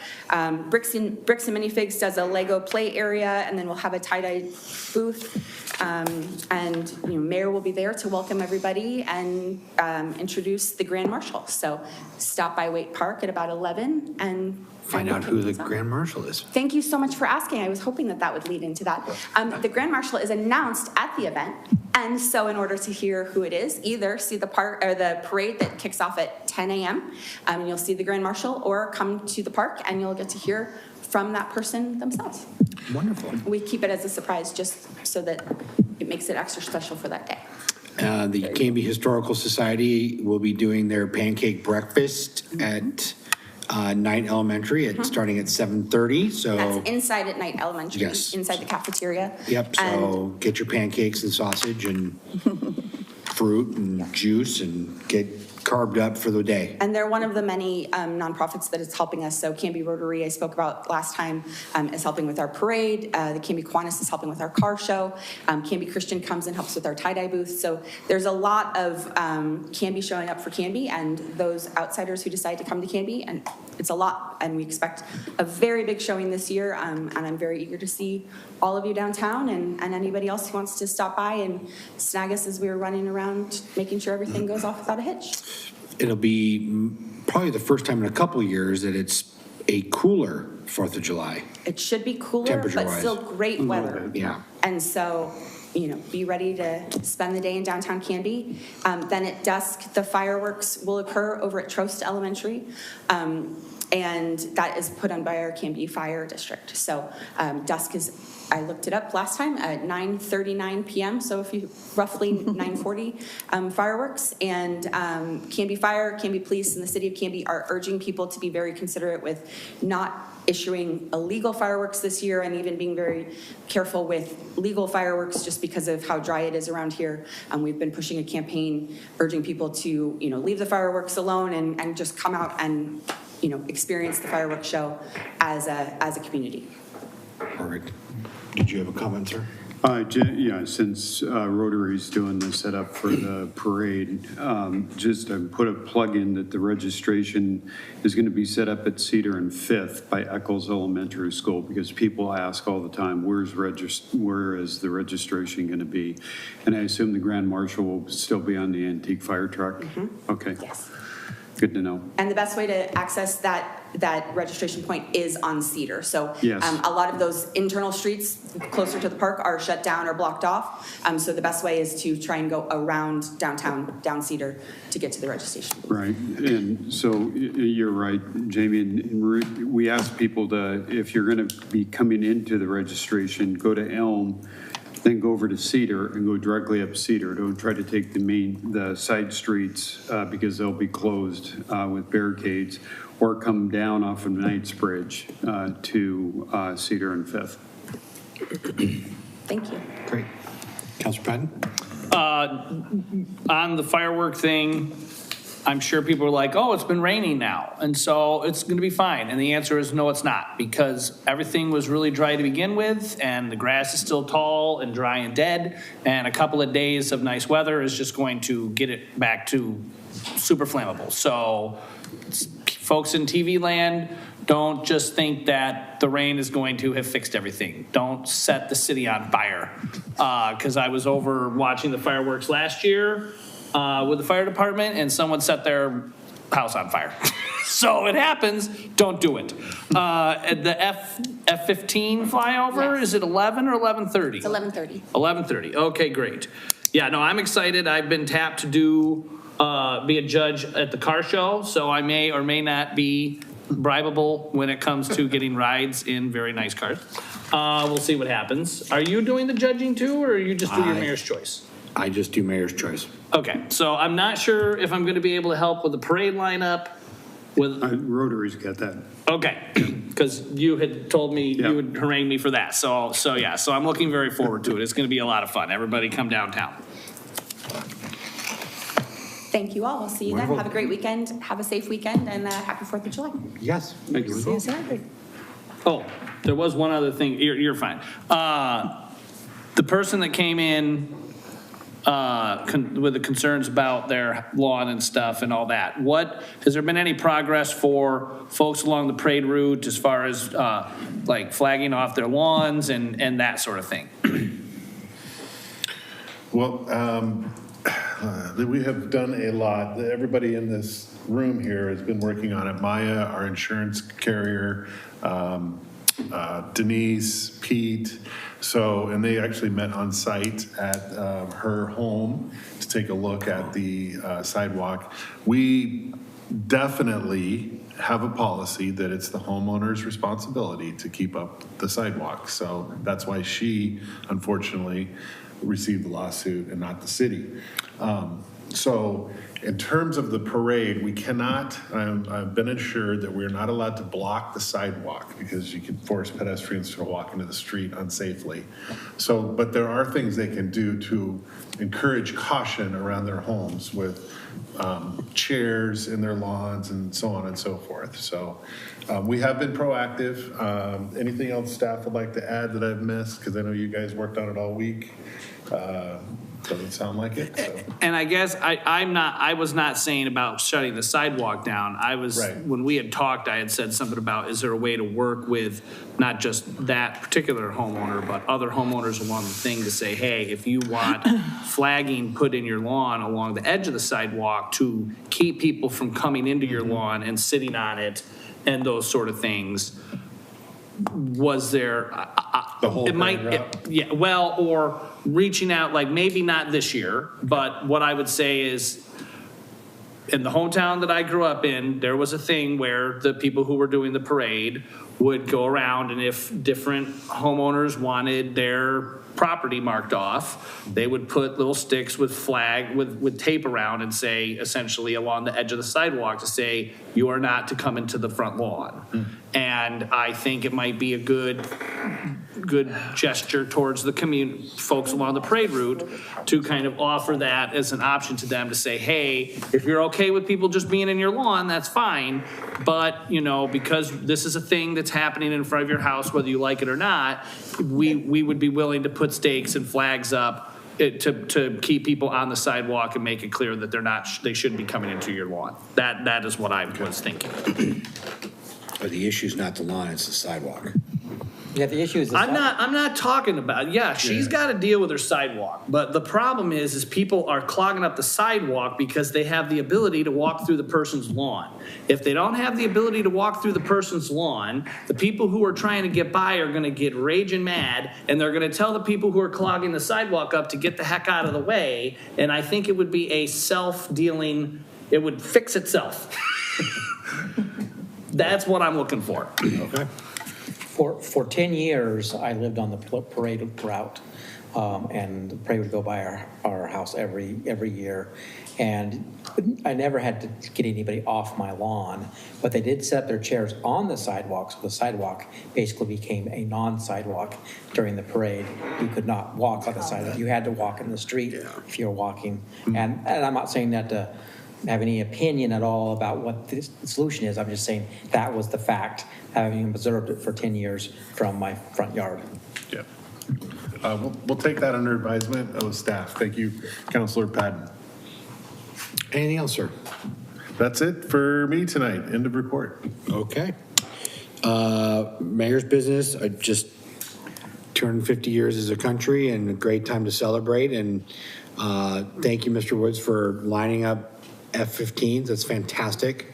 I hope I'm done with the parade so I can watch the skyline for some jets. That's really cool. So thank you. That's all I've got for my report. I'm just looking forward to Saturday and spending time downtown and hanging out with everybody. So that's it. Councilor Patton. I've talked enough. I'm done.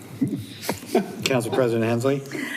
Real quick, Traffic Safety Commission, we are still looking for one member, and we are accepting applications through the 10th of this month. So if you're interested in things about traffic, please go to the website and get your application filled out. We're going to be doing, we did one interview today, but we're going to be doing some more after the deadline of the 10th.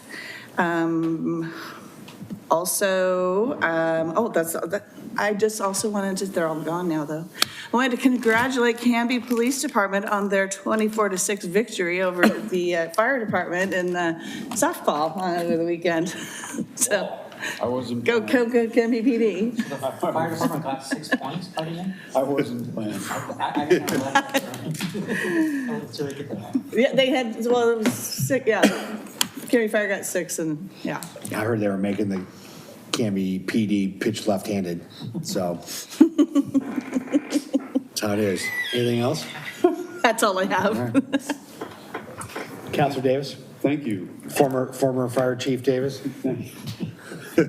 Oh, sorry. For those that didn't get to watch the soccer match, USA won 2-0. Oh, nice. I don't have to watch it tonight now, thanks. Yeah, that was no an problem. elimination game. You just turned your mic on. Spoiler Thank alert. you. So anyway, Parks report, everybody knows we're going to celebrate the opening of the Auburn Farms Park and rename that at a city council meeting coming up in August. A sad thing was that the other day when I was over at Maple Street Park putting in books in the library there, one of our officers was playing pickleball or going to play pickleball and found that somebody had been setting off fireworks on our pickleball courts. And I don't know if we've have those pictures. I'll just pass my phone down. But anyway, I took some pictures and they actually damaged the pickleball court. And so I've asked the city administrator if we can see about locking up until after the 4th, locking up the gate after 9 o'clock when the park closes, at least until after the 4th, to keep people off those pickleball. But it raised a question is I certainly hope they're not going to set them off on the turf, on the softball fields.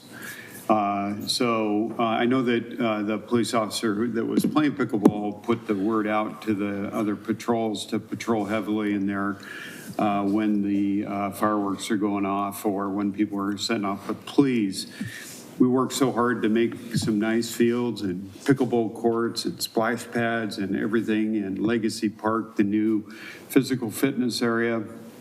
Please use some common sense and don't set off fireworks on those courts. Because we have to pay to get them repaired, or our insurance company does. So, again, the fireworks display, please attend the fireworks display, leave the fireworks to the experts, and enjoy, save the money. Save the money and go over to the fireworks display.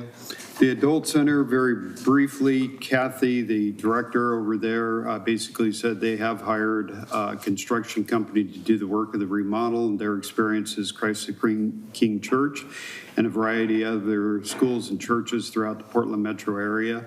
Great. They've actually started the pulling out the asbestos out of the current church, so they broke ground on doing some construction over there, which is a good thing. And they are still working on the progress of the grant for the generator for the new adult center, and that's looking very good. So that's all Kathy had to say. So that's it. Great. Thank you, sir. Councilor Stearns. I think I've said all I need to say tonight, so. Okay, thank you. Councilor Waterman. We have 2 interviews for the Bike and Pet Committee in the next week, so it'll be good. Hopefully, maybe we can get that filled up with no open spots. And unfortunately, I missed the library meeting last month now for family celebration. So I don't have anything on that right now. Okay. That's it. Thank you, sir. Second opportunity for citizen input. Anyone wants to opine to the city council? None? Okay. Miss City Recorder, action review. You have approved the consent agenda and adopted resolution number 1463 as directed by council, 1459B and 1464. Wonderful. Thank you. If there's nothing else, I'll take a motion to adjourn. So moved. Moved and seconded. All those in favor? Aye. Aye. Anyone opposed? Aye. I knew it. Good night, Canby. Thank you. Have a great Independence Day on Saturday.